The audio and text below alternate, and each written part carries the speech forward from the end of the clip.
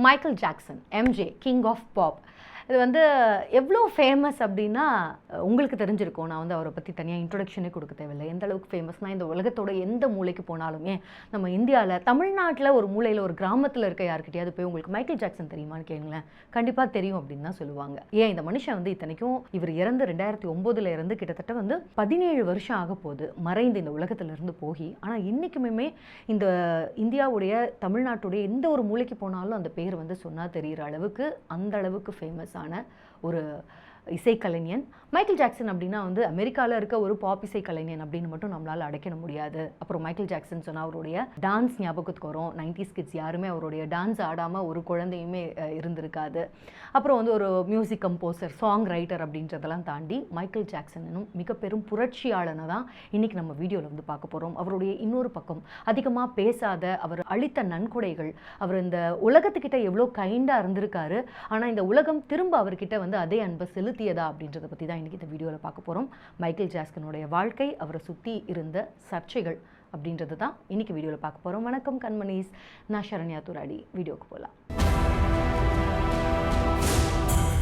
நம்ம மைக்கேல் ஜாக்சனோட கதைக்குள்ளே போகிறதுக்கு முன்னாடி அவர் பற்றின ஒரு சின்ன ஸ்டோரி ஒன்று சொல்லிட்டு ஆரம்பிக்கலாம் அப்படின்னு நினைக்கிறேன். 1993 நடந்த ஒரு ஸ்லைஸ் ஆஃப் லைஃப் இன்சிடென்ட் இது. இப்போ 1993 மைக்கேல் ஜாக்சன் வந்து they don't really care about us பாட்டு இருக்கு இல்லையா, ஸோ இதை வந்து அவர் ஷூட் பண்ணணும் அப்படின்னு நினைக்கிறாரு. நமக்கு தான் தெரியும் இல்லையா, எம்ஜியோட சாங்ஸ் எவ்வளோ ஃபேமஸோ அது அளவுக்கு அந்த பாட்டை வந்து அவர் அந்த பாட்டோட வீடியோஸும் ரொம்பவுமே இன்ட்ரெஸ்டிங்காக இருக்கும், ரொம்ப ஃபேமஸ் அப்படின்றதுனால இந்த குறிப்பிட்ட அந்த they don't care about us பாட்டை வந்து அவர் பிரேசிலில் ரியோ டி ஜெனரோ நகரத்தில் வந்து சாண்டா மார்டா ஃபெவேலோ அப்படின்ற ஒரு இடம் இருக்குது. ஸோ அந்த இடத்துல அவர் வந்து ஷூட் பண்ணணும் அப்படின்னு வந்து விரும்புகிறாரு. ஸோ இந்த இடம் பார்த்திங்கன்னா வந்து கேங் வார்ஸ் நிறைய நடக்கக்கூடிய இடம். அதாவது பிரேசில் அரசாங்கத்துக்கும் அங்கே வந்து போதைப் பொருள் கடத்தல் கும்பல் நிறைய இருக்கும். ஸோ அந்த கேங் லீடர்ஸுக்கும் பிரேசில் அரசாங்கத்துக்கும் அடிக்கடி வந்து நிறைய கேங் வார்ஸ் நடக்கக்கூடிய ஒரு போர் பதற்றமான ஒரு சூழல் இருக்கக்கூடிய ஒரு இடம். ஸோ இந்த குறிப்பிட்ட பாட்டை பொறுத்த வரைக்கும் சோஷியல் இன்இக்வாலிட்டி, இந்த சமூக ஏற்றத்தாழ்வு, வறுமை, இதையெல்லாம் கேள்வி கேட்குற மாதிரியான ஒரு பொருள் பொதிந்த பாட்டு அப்படின்றதுனால இந்த பர்டிகுலர் இடத்துல வந்து எடுத்தால் கரெக்டாக இருக்கும் அப்படின்னு அவர் நினைக்கிறாரு. ஸோ அதனால் பிரேசில் அரசாங்கத்துக்கிட்ட இவருடைய டீம் வந்து பெர்மிஷன் கேட்குறாங்க. இப்போ பிரேசில் அரசாங்கத்தை பொறுத்த வரைக்கும் மைக்கேல் ஜாக்சன் அப்படின்றவர் அந்த காலகட்டத்தில் வந்து உலகத்தோட மாபெரும் கலைஞன். ஸோ அவரை அந்த இடத்துக்கு அவர் வந்து ஷூட்டிங் பண்ண வரார் அப்படின்னா அந்த இடத்துல அவருக்கு பாதுகாப்பு கொடுக்கறது அப்படின்றது இவங்களால் யோசிச்சே பார்க்க முடியாது. அது முடியாத காரியம் அப்படின்றதுனால இல்லைங்க, முடியவே முடியாது, எங்களை நீங்கள் எதிர்பார்க்காதீங்க, எங்களால் அதை பண்ண முடியாது அப்படின்னு அனுமதி மறுத்துடுறாங்க. அவங்க வந்து உங்களுக்கு ப்ரொடெக்ஷன் கொடுக்க முடியாது அப்படின்னு சொல்கிறாங்க. ஆனால் இந்த பக்கம் பார்த்திங்கன்னா அந்த கேங் வார் நடந்துட்டுருக்குன்னு சொன்னேன். அந்த கேங் லீடர்ஸ், அந்த போதைப் பொருள்லாம் டிராஃபிக் பண்ணுறது கும்பல், இவங்க பார்த்திங்கன்னா மைக்கேல் ஜாக்சனுடைய அந்த லீடர் வந்து மைக்கேல் ஜாக்சனுடைய ஃபேன். அவர் என்ன சொல்கிறாருன்னா, அரசாங்கத்தை விடுங்க, நீங்கள் மைக்கேல் இங்கே கூட்டிகிட்டு வாங்க, அவர் எத்தனை நாள் இங்கே ஷூட்டிங் வேணும்னாலும் அவர் இங்கே பண்ணட்டும், அவர் இங்கே இருக்கிற வரைக்கும், மைக்கேல் எங்களோட நிலத்தில் இருக்கிற வரைக்கும் உலகத்தோட சேஃபஸ்ட்டு அமைதியான பிளேஸ் வந்து இதுதான் அப்படின்னு நான் வாக்குறுதி கொடுக்குறேன் அப்படின்னு அவர் சொல்கிறாரு. அதை தொடர்ந்து இந்த சோ கால் இந்த ட்ரக் டீலர்ஸ் இருக்காங்க இல்லையா, இந்த பிரச்சனை பண்ணுறவங்க, ஸோ இவங்களை மட்டுமே நம்பி மைக்கேல் ஜாக்சன் அப்படின்ற ஒரு மாபெரும் கலைஞன் பிரேசிலில் ரியோ டி ஜெனீரோவில் அந்த சர்ச்சைக்குரிய அந்த பகுதியில், அந்த போர் பதற்றம் இருக்கக்கூடிய ஒரு பகுதியில் வந்து ஷூட்டிங்க்கு வராரு. அங்கே இருக்க பிரேசில் மக்களோட மக்களாக பழகுறாரு, ஷூட்டிங் பண்ணுறாரு. அது மட்டும் இல்லை, அந்த ஷூட்டிங் முடிகிற வரைக்கும் ஒரு பிரச்சனையும் நடக்கலை, முழு ஒத்துழைப்பு கொடுக்குறாங்க. அது மட்டும் இல்லாமல் அந்த கேங்லலாம் இருக்காங்களே, அந்த போதைப் பொருள் கேங்லலாம் இருக்காங்க இல்லையா, ஸோ அந்த கேங் லீடர்ஸில் அந்த மக்கள்லாம் வந்து அந்த கேங்கில் இருக்கவங்களாம் வந்து இங்கே எக்ஸ்ட்ராஸாக அந்த பின்னணி டான்சர்ஸாகவும் வந்து இவரோட சேர்ந்து மைக்கேல் ஜாக்சனோட அந்த பாடல்லையுமே வந்து தோன்றி இருப்பாங்க. ஒரு கலைஞன் நினைத்தால் தன் கலையால் போர் பதற்றம் இருக்க இடத்துலையும் சூழல்லையும் மனிதத்தை கொண்டு வர முடியும் அப்படின்றதுக்கான ஒரு ஃபைனஸ்ட் எக்ஸாம்பிளாக தான் நான் இதை சொல்லுவேன். That is Michael Jackson. Michael ஜாக்சனோட கதைக்குள்ளே போகணும் அப்படின்னா நம்ம 1958 வருஷத்துக்கு போகணும். So 1958 29th August Michael Jackson பிறந்த ஒரு வருஷம். இவர் எங்கே பிறக்கிறார் அப்படின்னு பார்த்தீங்கன்னா அமெரிக்காவில் இருக்க இண்டியானா மாகாணத்தில், கேரி அப்படின்ற இடத்துல இண்டியானா மாகாணத்தில் பிறக்கிறார். இப்போ இந்த ஊரை பொறுத்த வரைக்கும் அந்த கருப்பின மக்கள் வந்து அதிகமாக இருக்கக்கூடிய ஊர். ஸோ இவர் வந்து ஒரு கருப்பின குடும்பத்தில் வந்து பிறக்கிறாரு. அந்த காலகட்டத்தில் அங்கே இருக்க கருப்பின மக்கள்லாம் வந்து கஷ்டப்படுற ஒரு பேக்ரவுண்டை சேர்ந்தவங்க. அதுலேயும் இந்த குடும்பம் ரொம்பவே கஷ்டப்படுற ஒரு பேக்ரவுண்டை சேர்ந்தவங்க. இவங்களோட அப்பா வந்து ஜோசப் ஜாக்சன், அம்மா வந்து கேத்ரின் எஸ்தர். இப்போது அவருடைய தந்தையாரான ஜோசப் ஜாக்சனை பொறுத்த வரைக்கும் கொஞ்சம் முரடு, கரடு முரடான ஒரு ஆள். பார்த்தீங்கன்னா ஒரு ஸ்டீல் தொழிற்சாலையில் வேலை செய்கிறாரு. அது மட்டும் இல்லாமல் முன்னாள் குத்துச்சண்டை வீரரும், அவருக்கு அதிலெல்லாம் வந்து இன்ட்ரெஸ்ட் அதிகம். அதுவும் இல்லாமல் அவருக்கு மியூசிக்லேயும் இன்ட்ரெஸ்ட் இருந்தது. பார்ட் டைமாக வந்து அவருக்கு இசையில் இன்ட்ரெஸ்ட் இருந்தது. அதனால் குடும்ப கஷ்டத்தை மனசில் வச்சு அவர் வந்து இந்த மாதிரியான வேலைக்கு வந்துட்டார். என்னதான் நம்ம கஷ்டப்பட்டாலும் இசையை எப்படியாவது நம்ம குழந்தைங்களுக்கு கற்றுக் கொடுத்து அதன் மூலமாக நம்ம இந்த குடும்பத்தை வந்து முன்னேற்றிடணும் அப்படின்ற ஒரு தீராத ஒரு வெறி அவங்க அப்பாவுக்கு வந்து இருந்தது. ஸோ அதுக்காக தன்னுடைய குழந்தைங்களை வந்து ட்ரெயின் பண்ணிக்கிட்டே இருப்பாராம். எந்த அளவுக்குன்னா குழந்தைங்க வந்து ஸ்கூல் போயிட்டு வந்த உடனே கையில் வந்து அவங்களுக்கு இன்ஸ்ட்ருமெண்ட்ஸ் எல்லாம் கொடுத்து ட்ரெயின் பண்ண தொடங்குவாங்க. இந்த குழந்தைங்களுக்கு இந்த பர்த்டே கொண்டாட்டம், கிறிஸ்மஸ் கொண்டாட்டம் இதெல்லாம் எதுவுமே கிடையாது. ஸோ இந்த மாதிரி தொடர்ந்து ட்ரெயின் பண்ணிக்கிட்டே இருப்பார். அவர் வந்து இந்த பெர்ஃபெக்டான ஒரு பிச் கிடைக்கிற வரைக்கும் அவர் வந்து அந்த இதுவை விட மாட்டார். நைட்டு தூங்க போகணும் அப்படின்றதெல்லாம் கிடையாது. கொஞ்சம் வன்முறையான ஒரு ஆளாக தான் இருந்திருக்காரு. அதுலேயும் மைக்கேல் ஜாக்சனை பொறுத்த வரைக்கும் 8ஆம் பிறப்பாக பிறந்திருக்காரு. ஸோ 5 அண்ணனுங்க 3 சகோதரிகள் அவருக்கு. ஸோ 8ஆம் பிறப்பாக பிறக்கும்போது இந்த மைக்கேல் வந்து ரொம்ப குட்டியாக இருப்பார். ஸோ மைக்கேல் ஜாக்சன் தான் இருக்கிறதுலே அதிகமாக வந்து அடி வாங்கினது யார் அப்படின்னு கேட்டால் மைக்கேல் தான். ஸோ பல நேரங்களில் வந்து மைக்கேல் பண்ண தப்புக்காக அப்படி இல்லைனாலும் அவர் செய்யாத தப்புக்காக மற்றவங்களை பயமுறுத்துறதுக்காகவாது பெல்ட் எடுத்து அவங்க அப்பா வந்து விளாசிடுவாராம் மைக்கேல் ஜாக்சனை. ஸோ குட்டி ஜாக்சனை பொறுத்த வரைக்கும் அப்பாவுக்கு பயந்தே வந்து இந்த இசைக்குள்ளே வந்து அவர் தன்னை ஈடுபடுத்திக்கிறாரு. அதை தாண்டி அவருக்கு இந்த நடனம் மேலே வந்து பயங்கரமான ஈர்ப்பு இருக்குது. அதுதான் பிற்காலத்தில் வந்து மைக்கேலோட மூன் வாக் ஆகட்டும், அதுக்கப்புறம் ஆன்டி கிராவிட்டி, இதெல்லாமே இன்னைக்கு வரைக்குமே சிக்னேச்சர். நடனத்தில் வந்து மைக்கேல் ஒரு புது ரெவல்யூஷனே கொண்டு வந்தார், புரட்சியவே கொண்டு வந்தார் அப்படின்னா சின்ன வயசில் அவருக்கு இசை மட்டும் இல்லாமல் நடனத்து மேலே அவருக்கு இருந்த ஆர்வத்தையும் சொல்லணும். ஸோ அவர் என்ன பண்ணுவாராம், டிவியில் உட்காந்து இந்த அந்த காலத்து டான்சர்ஸ் பேண்ட்லலாம் ஆடுறாங்க இல்லையா, ஸோ அவங்க என்னெல்லாம் பண்ணுறாங்களோ அதெல்லாம் அவர் எக்ஸ்ட்ராவாகவே ஆடி பார்த்துக்கிட்டே இருப்பாராம் பாட்டோட சேர்த்து.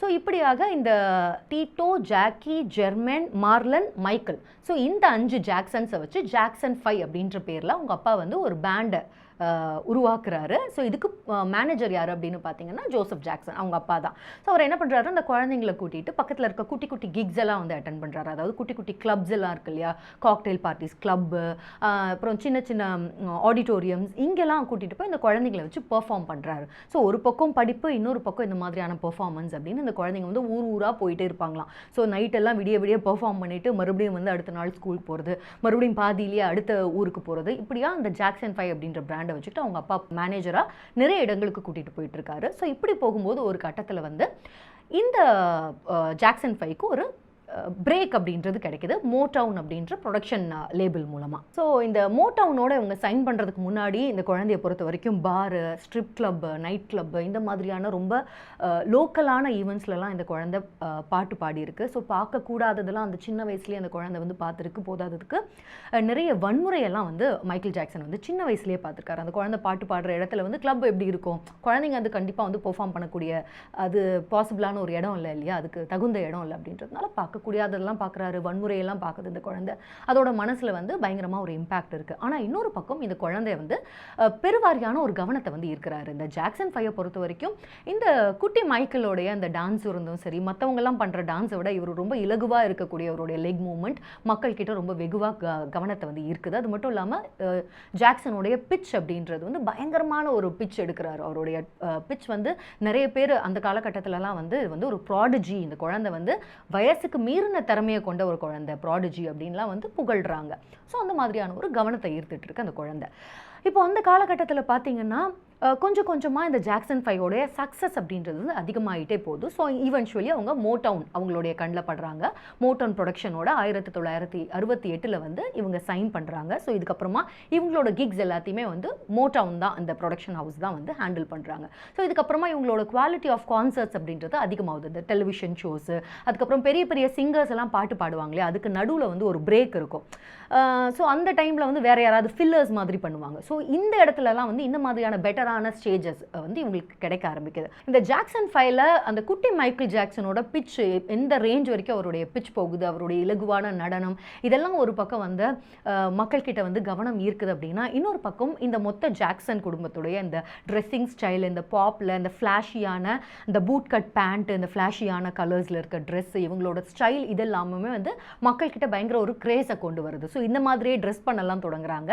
எந்த அளவுக்கு இவங்க ஃபேமஸ் ஆகிறாங்க அப்படின்னு பார்த்தீங்கன்னா, இந்த காலகட்டத்தில் 1971 காலகட்டத்தில் தான் இந்த ஜாக்சன்ஸ் அப்படின்ற பேரில் ஒரு கார்ட்டூன் தொடரே வந்து ரிலீஸ் ஆச்சான். ஸோ அந்த அளவுக்கு இந்த ஜாக்சன்ஸ் அப்படின்றவங்க கஷ்டப்பட்டுட்டு இருந்த ரொம்ப பின்தங்கிய ஒரு குடும்பம் அப்படின்றது இந்த கான்சர்ட்ஸ் சின்ன சின்னதாக அதை கிக் பண்ணி இந்த அளவுக்கு வந்து ஒரு ஃபேமுக்கு வந்திருக்காங்க. இப்போது 1968 தொடங்கின இந்த எபிக் ரெக்கார்ட்ஸோட தொடங்குறாங்க. இந்த வெற்றி பயணம் அப்படின்றது கொஞ்சம் கொஞ்சமாக வளர்றாங்க. வளர்ந்ததுக்கப்புறமா இந்த கஷ்டப்பட்டாங்க. சின்ன வீட்டில் ஒரு டபுள் பெட்ரூம் அப்பார்ட்மெண்ட்டில் மொத்தம் 10-12 பேர் வந்து இடுங்கின ஒரு குடும்பத்தில் இருந்தாங்க இல்லையா. இவங்க வந்து கொஞ்சமாக வசதி வாய்ப்புகள் வந்ததுக்கப்புறமா கலிஃபோர்னியாவில் ஒரு மேன்ஷனுக்கு போகிறாங்க. ஸோ வசதி வாய்ப்புகள் அப்படின்றது ஜாக்சன் ஃபேமிலிக்கு அதிகமாகுது. ஸோ இதை தொடர்ந்து என்ன பண்ணுறாங்கன்னா, ஆரம்பத்தில் இவங்க மோடவுன் ரெக்கார்ட்ஸோடு இருந்தாங்க இல்லையா, அதோட கம்பெனி மாறுறாங்க. இவங்க வந்து எபிக் ரெக்கார்ட்ஸுக்கு மாறுறாங்க. கான்ட்ராக்ட் மாறின கையோட உங்களுடைய பேரையும் மாற்றிக்கிறாங்க. இது வரைக்கும் வந்து ஜாக்சன் 5 அப்படின்னு இருந்தவங்க த ஜாக்சன்ஸ் அப்படின்ற பேரில் வந்து இயங்க ஆரம்பிக்கிறாங்க. பாடல்கள்லாம் வந்து ஏற்ற ஆரம்பிக்கிறாங்க. இன்னொரு பக்கம் பார்த்தீங்கன்னா வந்து ஒரு அடலசன்ட் ஏஜ் அப்படின்றது, விடலை பையன் அப்படின்ற ஒரு வயசில் வந்து ஜாக்சன் இருக்க காலகட்டம், மைக்கேல் ஜாக்சன் இருக்க ஒரு காலகட்டம். அவர் தொடர்ந்து வந்து ஒரு சிங்கிள்லாம் தனியாக வந்து ஒரு பாடல்கள்லாம் வந்து எழுதணும், நம்மளே தனியாக ஒன்று பண்ணணும் அப்படின்றதுல வந்து அவர் கவனம் பண்ணிகிட்டு இருக்காரு. ஸோ இதுக்கு இடைப்பட்ட காலத்தில் நம்ம எல்லாருக்கும் வந்து அதிகமாக தெரியாத ஒரு விஷயம் என்னென்னா, ஒரு ஹாலிவுட்லேயும் தரம் படிச்சிருக்காரு. அதாவது த விஸ் அப்படின்ற ஒரு மியூசிக்கல் ஒன்று, அந்த பாட்டு பாடுவாங்களே அதுதான் மியூசிக்கல் படம். ஆனால் அந்த படம் பூரா வந்து பாட்டாக பாடிட்டு இருப்பாங்க. ஸோ அந்த மாதிரி அதில் வந்து ஒரு கேரக்டர், ஒரு குட்டி ஒரு கேரக்டர் மாதிரி வந்து பண்ணியிருப்பார். ஸோ இது மூலமாக தன்னுடைய இந்த குரல் வளம் அப்படின்றது இந்த வெளியில் வந்து வரும், இதன் மூலமாக நம்ம ஹாலிவுட்டில் ஒரு டிக்கெட் இதுக்கு மூலமாக கிடைக்கும் அப்படின்லாம் அவர் நினைக்கிறாரு. பட் அன்ஃபார்ச்சுனேட்லி அந்த மியூசிக்கல் அப்படின்றது வந்து வந்த இடம் தெரியாமல் it song without a trace, வந்த இடம் தெரியாமல் போயிடுது. ஆனாலும் நம்ம சில விஷயங்கள் பண்ணுவோம், இது ஃபெயிலியர் அப்படின்னு நினைப்போம். ஆனால் அதில் ஏதோ ஒன்று நமக்கு ஒரு டேக்அவே இருக்கும் நம்ம வாழ்க்கையில், பார்த்தீங்களா. அதே மாதிரி தான் இந்த படத்துலையும் வந்து இந்த படத்தின் மூலமாக அவருக்கு ஒரு நல்லது நடந்தது. அதுதான் வந்து அந்த காலத்தோட லெஜெண்டரி ப்ரொடியூசர், ரொம்ப முக்கியமான ஒரு தயாரிப்பாளரான குவின்சி ஜோன்ஸ் அப்படின்றவரை குட்டி மைக்கேல் ஜாக்சன் சந்திச்சது. இப்போது குவின்சி ஜோன்ஸ்க்கு குட்டி மைக்கேல் ஜாக்சனை ரொம்பவே பிடிச்சி போயிடுச்சு. ஸோ இந்த பையனுக்கு வந்து நம்ம தனியாக ரெக்கார்டு லேபிள் வந்து ஒன்று பண்ணி கொடுக்கணும், ப்ரொடியூஸ் பண்ணணும் அப்படின்னு முடிவு பண்ணுறாரு. அதை தொடர்ந்து ஆஃப் த வால் அப்படின்ற இவருடைய 5வது ஆல்பம், சோலோ ஆல்பம், அதாவது ஜாக்சன் 5ஓட ஒரு ஆல்பம்ஸ்லாம் பண்ணுறாரு, கான்சர்ட்ஸ்லாம் பண்ணுறாரு. ஆனால் இந்த பக்கம் இவருடைய சோலோ ஆல்பம் ஆஃப் த வால் அப்படின்றது ரிலீஸ் ஆகுது. ஸோ 1979 ஆஃப் த வால் அப்படின்ற அவருடைய 5வது சோலோ ஆல்பம் ரிலீஸ் ஆகுது. இதில் தான் வந்து don't stop till you get enough அந்த பாட்டெல்லாம் வரும். ஸோ இதில் அந்த பிளாக் கோட்லலாம் வந்து இந்த மைக்கேல் ஜாக்சன் ஒரு விடலை பையன் அந்த இதில் வந்து அவர் ஆடுவார். பயங்கர ஹிட் ஆகுது. எந்த அளவுக்குன்னா அமெரிக்கா முழுக்க இன்ஸ்டன்ட் ஹிட்டு 20 மில்லியன் காப்பீஸ் வந்து சேல் ஆகுது. அதே மாதிரி 1980 தன்னுடைய முதல் கிராமி அவார்டை தனியாக வாங்குறாரு மைக்கேல் ஜாக்சன். ஸோ தனியாக தன்னை ப்ரூவ் பண்ணிட்டாரு. இது வரைக்கும் வந்து பேண்டோடு இருந்த ஒரு சுட்டி குழந்தை வந்து தனியாக வந்து அவருடைய ஒர்த் என்ன அப்படின்னு ப்ரூவ் பண்ணிட்டாரு. ஸோ இவர் இப்படி ப்ரூவ் பண்ண உடனே ஒரு சக்ஸஸை பார்த்த உடனே முதல்ல மைக்கேல் ஜாக்சன் கிட்ட வந்து பார்த்த ஒரு நோட்டிசபிள் சேஞ்ச் அப்படின்னா அவருடைய மூக்கு தான். இப்போது அவருடைய டிரான்சிஷன் அப்படின்றது இங்கேருந்து தான் ஆரம்பிக்க போகுது. இப்போ வரைக்குமே பார்த்தீங்கன்னா மைக்கேல் ஜாக்சன் வந்து குழந்தையிலேருந்தே அவர் வந்து ஒரு மீடியாவுக்கு மக்களுடைய கவனத்துக்கு கீழே தான் இருந்திருக்காரு. குட்டியாக 6 வயசுலேருந்தே அவர் பாடி அடலசன்ஸ் வரைக்குமே வந்து அவர் பார்த்துருக்காங்க மக்கள். அப்படின்றதுனால இவருடைய மூக்கு அப்படின்றதுல வந்து விசிபிள் சேஞ்ச் பார்க்க தொடங்கின ஒரு காலகட்டம் அது. எடுத்த உடனே ரைனோபிளாஸ்டி அப்படின்னு சொல்லக்கூடிய இந்த மூக்கில் செய்யக்கூடிய அறுவை சிகிச்சை, மூக்கு சீரமைப்பு பண்ணியிருக்காரு. இப்போது இதுக்கான காரணம் என்ன அப்படின்னு நம்ம பார்க்கும்போது, அவர் பிற்காலத்தில் அவரோட ஆட்டோபயோகிராஃபிலேயே எழுதியிருப்பார். முதல்ல வந்து அவர் கீழே விழுந்துட்டார், அதனால அந்த மூக்கில் வந்து சர்ஜரி பண்ணாங்க அப்படின்னு சொல்லப்பட்டாலும் இதுக்கு பின்னாடி வந்து அவங்க அப்பா வந்து பெரிய காரணமாக இருந்திருக்காரு அப்படின்னு தெரிய வருது. இப்போ அவங்க அப்பா சொன்ன இல்லையா, ரொம்ப வந்து ஒரு கோவக்காரர், அதிகமாக வந்து அப்யூஸ் பண்ணியிருக்காரு, அடிப்பார் அப்படின்னு. ஸோ அவங்க அப்பா மேலே பயங்கரமான ஒரு பயம் மைக்கேல் ஜாக்சனுக்கு எப்போவுமே இருந்திருக்கு. அதே மாதிரி அப்பா மேலே ஒரு வகையான ஒரு பிட்டர் ஸ்வீட் ரிலேஷன்ஷிப் தான் 2 பேருக்குமே இருந்திருக்கு. ஒரு கசப்புணர்வு அப்படின்றது அப்பா மேலே எப்போவுமே இருந்திருக்கு. ஸோ அவங்க அப்பா மைக்கேல் ஜாக்சனை வந்து ஒரு பட்டப்பெயர் வச்சு கூப்பிடுவாராம். அது என்ன அப்படின்னா ஃபேட் நோஸ் அப்படின்னு, பெரிய மூக்கு அப்படின்றது. ஸோ குழந்தையிலேருந்து அந்த பட்டப்பேர் சொல்லி அவங்க அப்பா வந்து கூப்பிடும்போது அந்த மூக்கு மேலே இருக்க ஒரு காம்ப்ளெக்ஸ் அப்படின்றது ஜாக்சனுக்கு எப்போவுமே இருந்திருக்கு. ஸோ தனியாக தான் இந்த உலகத்தை வந்து எதிர்கொள்ள போகிறோம் இதுக்கு மேலே அப்படின்னு ஒரு முடிவாகும்போது அதுக்கான ஃபஸ்ட்டு சக்ஸஸை பார்க்கும்போதே அவருடைய இன்செக்யூரிட்டியை முதல்ல வந்து அவர் சரி பண்ணிக்கணும், அதை வந்து அவர் மீட் பண்ணணும் அப்படின்னு நினச்சிருக்காரு. ஸோ அதன் காரணமாக தான் இந்த மூக்கு மாற்று அறுவை சிகிச்சை அப்படின்றது நடந்ததாக சொல்கிறாங்க. எது எப்படியோ ஒரு பக்கம் வந்து அவருடைய தோற்றத்தில் மாற்றம் வந்துடுச்சு.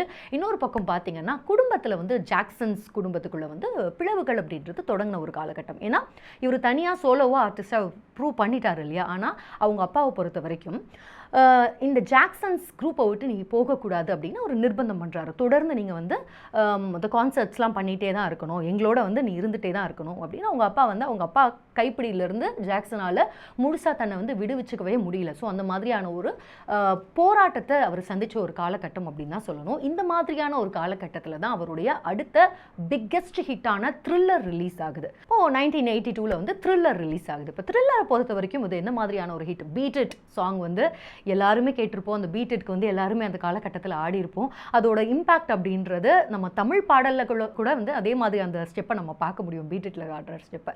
ஸோ அந்த அளவுக்கு அந்த இம்பாக்ட் அப்படின்றது இருந்தது. ஸோ பீட் இட்டோடைய காப்பீஸ் வந்து 70 மில்லியன் காப்பீஸ் வந்து உலகம் முழுக்க விற்பனையாச்சு. ஸோ மைக்கேல் ஜாக்சனோட இந்த த்ரில்லர் அப்படின்ற ஆல்பம் அப்படின்றது மைக்கேல் ஒரு அமெரிக்க பாப் பாடகர் அப்படின்றத தாண்டி உலகம் முழுக்க தெரிந்த ஒரு பெயராக எடுத்துகிட்டு போனதில் பெரும் பங்காற்றுது. ஸோ ஆப்பிரிக்கா, ஏஷியா மாதிரியான கண்டங்களுக்கெல்லாம் வந்து மைக்கேல் தெரிஞ்ச ஒரு பேராக மாறுறாரு பீட் இட் மூலமாக. இதில் இன்னொரு விஷயம் என்னென்னா, பீட் இட்டோட வீடியோ சாங் ரொம்பவே ஃபேமஸ். ஸோ பீட் இட் சாங்கை பொறுத்த வரைக்கும் அதுலேயும் ஒரு வாவ் ஃபேக்டர் அவர் காட்டியிருப்பார். விஷுவல்ஸை பொறுத்த வரைக்கும் அந்த வீடியோ சாங்கில் அவர் 2 கேங்கை வந்து காட்டியிருப்பார். அது ரெண்டுமே வந்து உண்மையிலேயே 2 கேங்கை எடுத்துகிட்டு வந்து அவங்களுக்குள்ள நடக்கிற விஷயங்கள், அவங்க உண்மையிலேயே ஆடுற டான்ஸ், அப்புறம் அதை கொஞ்சம் இம்ப்ரோவைஸ் பண்ணி தான் அந்த வீடியோவில் வந்து அவர் ஷூட் பண்ணியிருப்பாங்க. ஸோ அதுலேயுமே ஒரு வாவ் ஃபேக்டர் இருக்கும். உலகம் முழுக்க அது வந்து அந்த வீடியோ மக்களை கொண்டு போய் சேர்க்கும்போது மைக்கேல் ஜாக்சன் அப்படின்ற அந்த முகமும் வந்து மக்களோட மனசில் வந்து பதிவான ஒரு காரணமாக அமைஞ்சது. இப்போ அடுத்தது அதே காலகட்டத்தில் பார்த்தீங்கன்னா விக்ட்ரி டூர் அப்படின்றது வந்து நடந்தது. இப்போ 1983 இப்போ ஒரு பக்கம் பார்த்தீங்கன்னா த்ரில்லர் ஆல்பம் மூலமாக மைக்கேல் ஜாக்சன் அப்படின்றவர் ஒரு பயங்கரமான ஒரு ஸ்டார்டமில் இருக்கார். மக்கள்கிட்ட கண்டம் விட்டு கண்டம்லாம் தெரிஞ்ச ஒரு முகமாக இருக்கார். ஆனால் வீட்டை பொறுத்த வரைக்கும் அவங்க அப்பாவோட பிடியிலேருந்து அவரால் வெளியில் வர முடியல. அவங்க அப்பாவை பொறுத்த வரைக்கும் இந்த ஜாக்சன் 5 பேண்ட் வந்து மொத்தமாக எல்லா இடத்துலையும் போய் கான்சர்ட் பண்ணணும், விக்ட்ரி டூர் அப்படின்னு ஒன்று பண்ணணும் அப்படின்னு வந்து நிர்பந்திக்கிறாரு. ஸோ அப்பாவின் மேலே கொண்ட பயம் ஒரு பக்கம், அப்புறம் தன் குடும்பத்தின் மேலே கொண்ட பிரியம் ஒரு பக்கம். இதன் காரணமாக நோ சொல்ல முடியாத மைக்கேல் அவங்க அண்ணன்களோட சேர்ந்து அந்த கான்சர்ட்ஸ்க்கு போகிறாரு. இப்போ போகிற இடம்லாம் பார்த்தீங்கன்னா ஜாக்சன் 5 அப்படின்னு சொன்னாலுமே மைக்கேல் ஜாக்சனை பார்க்குறதுக்கு தான் வந்து எங்கே போனாலும் கும்பலாக வந்து கூட்டம் குவியுது. இன்னொரு பக்கம் அவருக்கு வந்து இவங்க மேலே அதிருப்தி இருக்குது, தன்னுடைய குடும்பத்து மேலே அதிருப்தி இருக்குது. ஏன்னா டிக்கெட்ஸை பொறுத்த வரைக்கும் 4 டிக்கெட் வாங்கினா அதில் வந்து லாட்ரி மாதிரிலாம் நிறைய ஸ்கீம் எல்லாம் சொல்கிறாங்க. அதன் மூலமாக வந்து பணம் பறிக்கிற வேலையும் பண்ணிட்டு இருக்காங்க. இது ஒரு வகையான கேம்பிள் அப்படின்னு சொல்கிறாரு. அதாவது என்னுடைய மக்கள் வந்து தன்னுடைய ரசிகர்கள் அந்த காலத்தில் அதிகமாக வந்து கருப்பின மக்கள் இருந்தாங்க, ரொம்ப உழைக்கும் வர்க்கத்தை சேர்ந்த மக்கள் தான் ரசிகர்களாக இருக்காங்க. அவங்க கிட்ட போய் இந்த லாட்ரி மாதிரியான விஷயம், உங்களுக்கு ப்ரைஸ் அடிச்சதுன்னா உங்களுக்கு 4 டிக்கெட் ஃப்ரீயாக கிடைக்கும் அப்படின்னு சொல்லி அவ்வளோ காசு வாங்குறது, மணி ஆர்டர்லாம் வாங்குறது வந்து இது வந்து அநியாயமாக இருக்குது அப்படின்னு சொல்லி நிறைய இடங்கள்ல வந்து காசை திருப்பி கொடுங்க அப்படின்னு ஒரு பக்கம் இவர் சொல்கிறாரு. ஸோ இதன் காரணமாக 2 பிரிவாக அந்த குடும்பத்துக்குள்ளே வந்து பிரச்சனைகள்லாம் வருது. ஸோ இந்த காலகட்டம் வந்து ரொம்ப ஒரு பிட்டரான ஒரு ரிலேஷன்ஷிப் குடும்பத்தோடு அவருக்கு இருந்த காலகட்டம். அந்த விக்ட்ரி டூர் முழுக்கவுமே என்னதான் அந்த ஜாக்சன்ஸ் அப்படின்னு வெளியில் சொன்னாலுமே அண்ணன் தம்பிங்க எல்லாம் வந்து தனித்தனியாக ஒரே ஹோட்டலில் தங்கினாலும் தனித்தனி ஃப்ளோர்ஸில் தங்குறாங்க. இந்த காலகட்டத்தில் மைக்கேல் ஜாக்சன் வரும்போதெல்லாம் கூட 2 லாயரோட தான் வராரு. அண்ணன் தம்பிங்க யாரும் ஒருத்தர் வந்து பேச்சுவார்த்தையெல்லாம் நின்று போன ஒரு காலகட்டம். ஸோ இதோடைய கடைசி வெளிப்பாடாக லாஸ் ஏஞ்சல்ஸில் நடக்கிற அந்த கடைசி கான்சர்ட்டில் வந்து அவர் டான்ஸ் ஆடி பெர்ஃபார்ம் பண்ணி முடிஞ்ச உடனே மக்களை பார்த்து சொல்லிடுறாரு, இவ்வளோதான், திஸ் இஸ் இட், இதுக்கு மேலே நான் ஜாக்சன்ஸோட பெர்ஃபார்ம் பண்ண மாட்டேன், இதுதான் என்னுடைய கடைசி பெர்ஃபார்மன்ஸ் இவங்களோட பண்ணுறது அப்படின்னு வந்து அங்கே அனௌன்ஸ் பண்ணுறாரு. அதன் மூலமாக இந்த ஜாக்சன்ஸ் அப்படின்ற பேண்ட்லேருந்து தனித்தனி பயணத்தை வந்து மேற்கொள்கிறாங்க. மைக்கேல் ஜாக்சன் தனியாக பயணம் போகிறாரு, இந்த அண்ணன் தம்பிங்களாம் தனியாக பெறுகிறாங்க. ஓகே, 1983 மைக்கேல் ஜாக்சனோட வாழ்க்கையில் வந்து ஒரு பக்கம் சக்ஸஸ்லாம் போயிட்டுருக்கு அப்படின்னும் இன்னொரு பக்கம் வந்து ரொம்ப இன்ட்ரெஸ்டிங்கான ஒரு சாப்டரும் இருந்தது. ஸோ அந்த கதைக்கு வரலாம். இப்போ 1983 வந்து அப்போதைய ரொம்ப ஃபேமஸாக இருந்த பாடகர் ஃப்ரெடி மெர்க்குரியும் மைக்கேல் ஜாக்சனும் வந்து கொலாபரேட் பண்ணி ஒரு மியூசிக் வீடியோ வந்து ரிலீஸ் பண்ணுறதா இருந்தது. உலகம் முழுக்க பயங்கரமான எதிர்பார்ப்பு வந்து அமெரிக்கர்கள் கிட்ட குறிப்பாக வந்து ஏற்படுத்தி இருந்தது. பட் அன்ஃபார்ச்சுனேட்லி 2 பேரும் வந்து ஒன்றா ஒர்க் பண்ண முடியல. அதுக்கு காரணமாக ஒருத்தர் மேலே ஒருத்தர் வந்து சொன்ன காரணங்கள் ரொம்ப வியர்டாக இருந்தது. ஒரு பக்கம் மைக்கேல் ஜாக்சன் என்ன சொன்னாருன்னா, ஃப்ரெடி மெர்க்குரி வந்து அந்த டைம்லலாம் வந்து நிறைய போதைப் பொருள்லாம் எடுப்பார் அப்படின்றதுனால அவருடைய பஞ்சுவாலிட்டி, அவருடைய டைமிங் இதெல்லாம் எனக்கு வந்து செட் ஆகலை, அதனால எனக்கு அவருடைய வந்து கிரியேட்டிவ் டிஃப்ரென்சஸ் இருந்ததுனால என்னால் ஒர்க் பண்ண முடியல அப்படின்னு பாலிஷ்டாக பதில் சொல்லிட்டு விலகிட்டார். இப்போ இந்த பக்கம் ஃப்ரெடி மெர்க்குரியை பொறுத்த வரைக்கும் அவர் இப்போ சொன்ன காரணம் தான் ரொம்ப ரொம்ப வித்தியாசமாக விசித்திரமாக இருந்தது. அது என்ன அப்படின்னா, மைக்கேல் ஜாக்சனோட இன்னொரு பக்கத்தையும் காட்டுற மாதிரி இருந்தது. அது என்ன அப்படின்னா, மைக்கேல் ஜாக்சனுடைய வீட்டுக்கு அங்கே வீட்டில் இருக்க அந்த என்சினோ ஸ்டூடியோவில் ரெக்கார்டிங் ஸ்டூடியோக்கு அவர் போனப்போ மைக்கேல் ஜாக்சன் ரெக்கார்டிங் ஸ்டூடியோக்குள்ளே தன்னுடைய பெட் லாமாவை வந்து கொண்டு வந்தார். லாமா அப்படின்னா வந்து அது வந்து ஒரு ஒட்டகம், வெள்ளை கலரில் ஒட்டகம் மாதிரி இருக்கும். இந்தியன் படத்தில் கூட மனிஷா கொய்ராலா வந்து வச்சுருப்பாங்க இல்லையா, ஸோ அதுதான் லாமா. அதுக்கு வந்து லூயி அப்படின்னு பேர் வச்சு அதை பெட் அனிமலாக மைக்கேல் ஜாக்சன் வளர்த்துட்டு இருந்தார். ஸோ அதை வந்து அவர் கொண்டு வந்தார் ரெக்கார்டிங் ஸ்டூடியோக்குள்ளே வந்து அதுவும் இருக்கணும் அப்படின்னு சொன்னார். அது எனக்கு ரொம்ப வந்து அன்செட்லிங்காக இருந்தது, டிஸ்டர்பிங்காக இருந்தது. அதனால என்னால் வந்து அவரோட ஒர்க் பண்ண முடியல அப்படின்னு நான் வெளியேறிட்டேன் அப்படின்னு சொன்னார். ஸோ இதன் மூலமாக உலகத்துக்கு மைக்கேல் ஜாக்சனோட இன்னொரு பக்கம், ஒரு பக்கம் ஸ்டேஜ்லேயும் வீடியோஸ்லேயும் வந்து பயங்கர மேட்சவாக இருக்கக்கூடிய ஒருத்தர், இன்னொரு பக்கம் அப்படின்றது வந்து தெரிய வந்தது. விச் இஸ் ரொம்பவே வித்தியாசமான பக்கம் அது மைக்கேல் ஜாக்சனோட பக்கம். அதை இப்போ பார்க்கலாம். மைக்கேல் ஜாக்சனை பொறுத்த வரைக்கும் இந்த ஒட்டகம் மட்டும் அவருடைய வளர்ப்பு பிராணியாக இல்லை, அவருக்கு வந்து வளர்ப்பு பிராணியாக மலைப்பாம்பு இருந்தது, அதுக்கப்புறம் வந்து நிறைய வகையான அனிமல்ஸ் இருந்தது. அது ரொம்ப இன்ட்ரெஸ்டிங்கான ஒரு சாப்டர் அப்படின்னு பார்த்தீங்கன்னா வந்து ஒரு மனித குரங்கு, சிம்பான்சி தான் அவருடைய ரொம்ப இன்ட்ரெஸ்டிங்கான ஒரு பெட்டாக இருந்தது. அதுக்கு வந்து பபிள்ஸ் அப்படின்னு பேர் வச்சிருந்தாரு. ஸோ இந்த 1980s காலகட்டத்தில் அவர் ஒரு சக்ஸஸை பார்க்க தொடங்கின காலகட்டத்தில் சின்ன வயசில் அவர் எதெல்லாம் மிஸ் பண்ணாரோ அதெல்லாம் ஒன்று ஒன்றா பண்ண ஆரம்பிக்கிறாரு. ஸோ அதன் ஒரு பகுதியாக தான் இந்த பபிள்ஸ் அப்படின்ற பேரில் இருக்க இந்த சிம்பன்சி மனித குரங்கை வந்து அவர் அடாப்ட் பண்ணி எடுத்துகிட்டு வராரு. இதை வந்து இந்த ரிசர்ச்காக குரங்கெல்லாம் வந்து லெபார்டரியில் யூஸ் பண்ணுவாங்க இல்லையா, ஸோ அந்த மாதிரியான இடத்துலேருந்து அதை ரெஸ்கியூ பண்ணி மீட்டு எடுத்துகிட்டு வராரு அவர். ஸோ இவர்கிட்ட வரும்போது பபிள்ஸ் வந்து ஒரு குட்டி குழந்தை. இதுக்கப்புறமா பபிள்ஸ் வந்து இவரோட வந்து உற்ற தோழனாக ஆயிடுச்சு. அவர் வந்து இது ஒரு குரங்கு அப்படின்றதெல்லாம் தாண்டி தன்னுடைய ஒரு உற்ற தோழனாக அவர் பார்க்க தொடங்குறாரு. எந்த அளவுக்குன்னா 2 பேரும் அந்த மேன்ஷனை பொறுத்த வரைக்கும், குடும்பத்தோடு தங்கியிருந்த அந்த மேன்ஷனை பொறுத்த வரைக்கும் பபிள்ஸ் வந்து அவருடைய ரூம்லேயே தான் இருக்கும். எப்பவும் டயப்பர் போட்டுட்டு ஒரே பெட்டில் தான் தூங்கும், அவரோட பாத்ரூமை தான் யூஸ் பண்ணும். அப்புறம் அவர் ரெக்கார்டிங் போகிற டைம்லலாம் அதுக்கு வந்து அமைதியாக உட்காந்துட்டு அவருடைய ஆல்பம்ஸ் எல்லாம் பார்க்குறது. அந்த அளவுக்கு ஒரு கட்டத்தில் பபிள்ஸ் வந்து எந்த மாதிரியான ஒரு செலிபிரிட்டி ஸ்டேட்டஸ், அந்தஸ்து அப்படின்றது இருந்ததுன்னா, இவர் போன அந்த கான்சர்ட்ஸ் இருக்கு இல்லையா, ஸோ அதுக்கும் பபிள்ஸ் அந்த மனித குரங்கு வந்து கூட்டிகிட்டு போவார். அதுவும் இவரோட சார்ட்டட் ஃப்ளைட்டில் போகும். 5 ஸ்டார் ஹோட்டல் ஸ்வீட்ஸில், அது தனியான ஹோட்டல் ஸ்வீட்ஸில் வந்து தங்க வைக்கப்பட்டது. அதே மாதிரி தனியாக உட்காந்து அந்த மனித குரங்கு வந்து டெலிவிஷனுக்கு இன்டர்வியூஸ் எல்லாம் வந்து கொடுக்கும். அதை வச்சு இன்டர்வியூலாம் பண்ணுவாங்க, ஃபோட்டோ ஷூட்ஸ் பண்ணுவாங்க. அப்புறம் அவரோட மியூசிக் வீடியோலையுமே பபிள்ஸ் வந்து தோற்றம் கொடுத்தது. ஸோ அந்த அளவுக்கு ரொம்ப ஃபேமஸான ஒரு ஸ்டார் லைஃபை பபிள்ஸ் வந்து வாழ்ந்தது. ஒரு கட்டத்தில் 2005 வரைக்குமே அவருடைய வாழ்க்கையில் வந்து பபிள்ஸ் இருந்தது. ஸோ ஒரு கட்டத்தில் அது வந்து ரொம்ப பெருசாக மனித குரங்கு வளர்ந்ததுக்கப்புறமா பெட் அனிமலாக வளர்க்க முடியாது அப்படின்ற காரணத்தினால ஃப்ளோரிடாவில் இருக்க ஒரு பாதுகாப்பகத்துக்கு, சாங்சுவரிக்கு பபிள்ஸை வந்து கொடுக்க வேண்டியிருந்தது, அனுப்ப வேண்டியிருந்தது. ஆனாலும் மைக்கேல் ஜாக்சன் பபிள்ஸோடைய கடைசி காலம் வரைக்குமே அவருடைய ஃபண்டிலேருந்து, மைக்கேல் ஃபண்டிலேருந்து அதுக்கு வந்து காசு போகிற மாதிரியான ஒரு அரேஞ்ச்மெண்ட் தான் பண்ணி வச்சிருக்காரு. மைக்கேல் ஜாக்சன் நம்ம விட்டு போனாலும் இன்னைக்கு வரைக்கும் அந்த பபிள்ஸ் உயிரோடு இருக்கு. இன்னைக்கு அதுக்கு வயசு வந்து 43 வயசு ஆகுது. மைக்கேல் ஜாக்சன் அவருடைய வாழ்க்கையில் வந்து இந்த பபிள்ஸ் அப்படின்றது, இந்த சிம்பான்சி அப்படின்றது ரொம்ப முக்கியமான ஒரு கிரேசியான ஒரு பார்ட்டாக நினைவில் கொள்ளப்படும். மைக்கேல் ஜாக்சன் வந்து மனித குரங்கு மட்டும் கிடையாது, மலைப்பாம்பு, அதுக்கப்புறம் வந்து ஜிராஃபி, இந்த மாதிரியான விஷயங்கள்லாம் வந்து வளர்த்தாரு.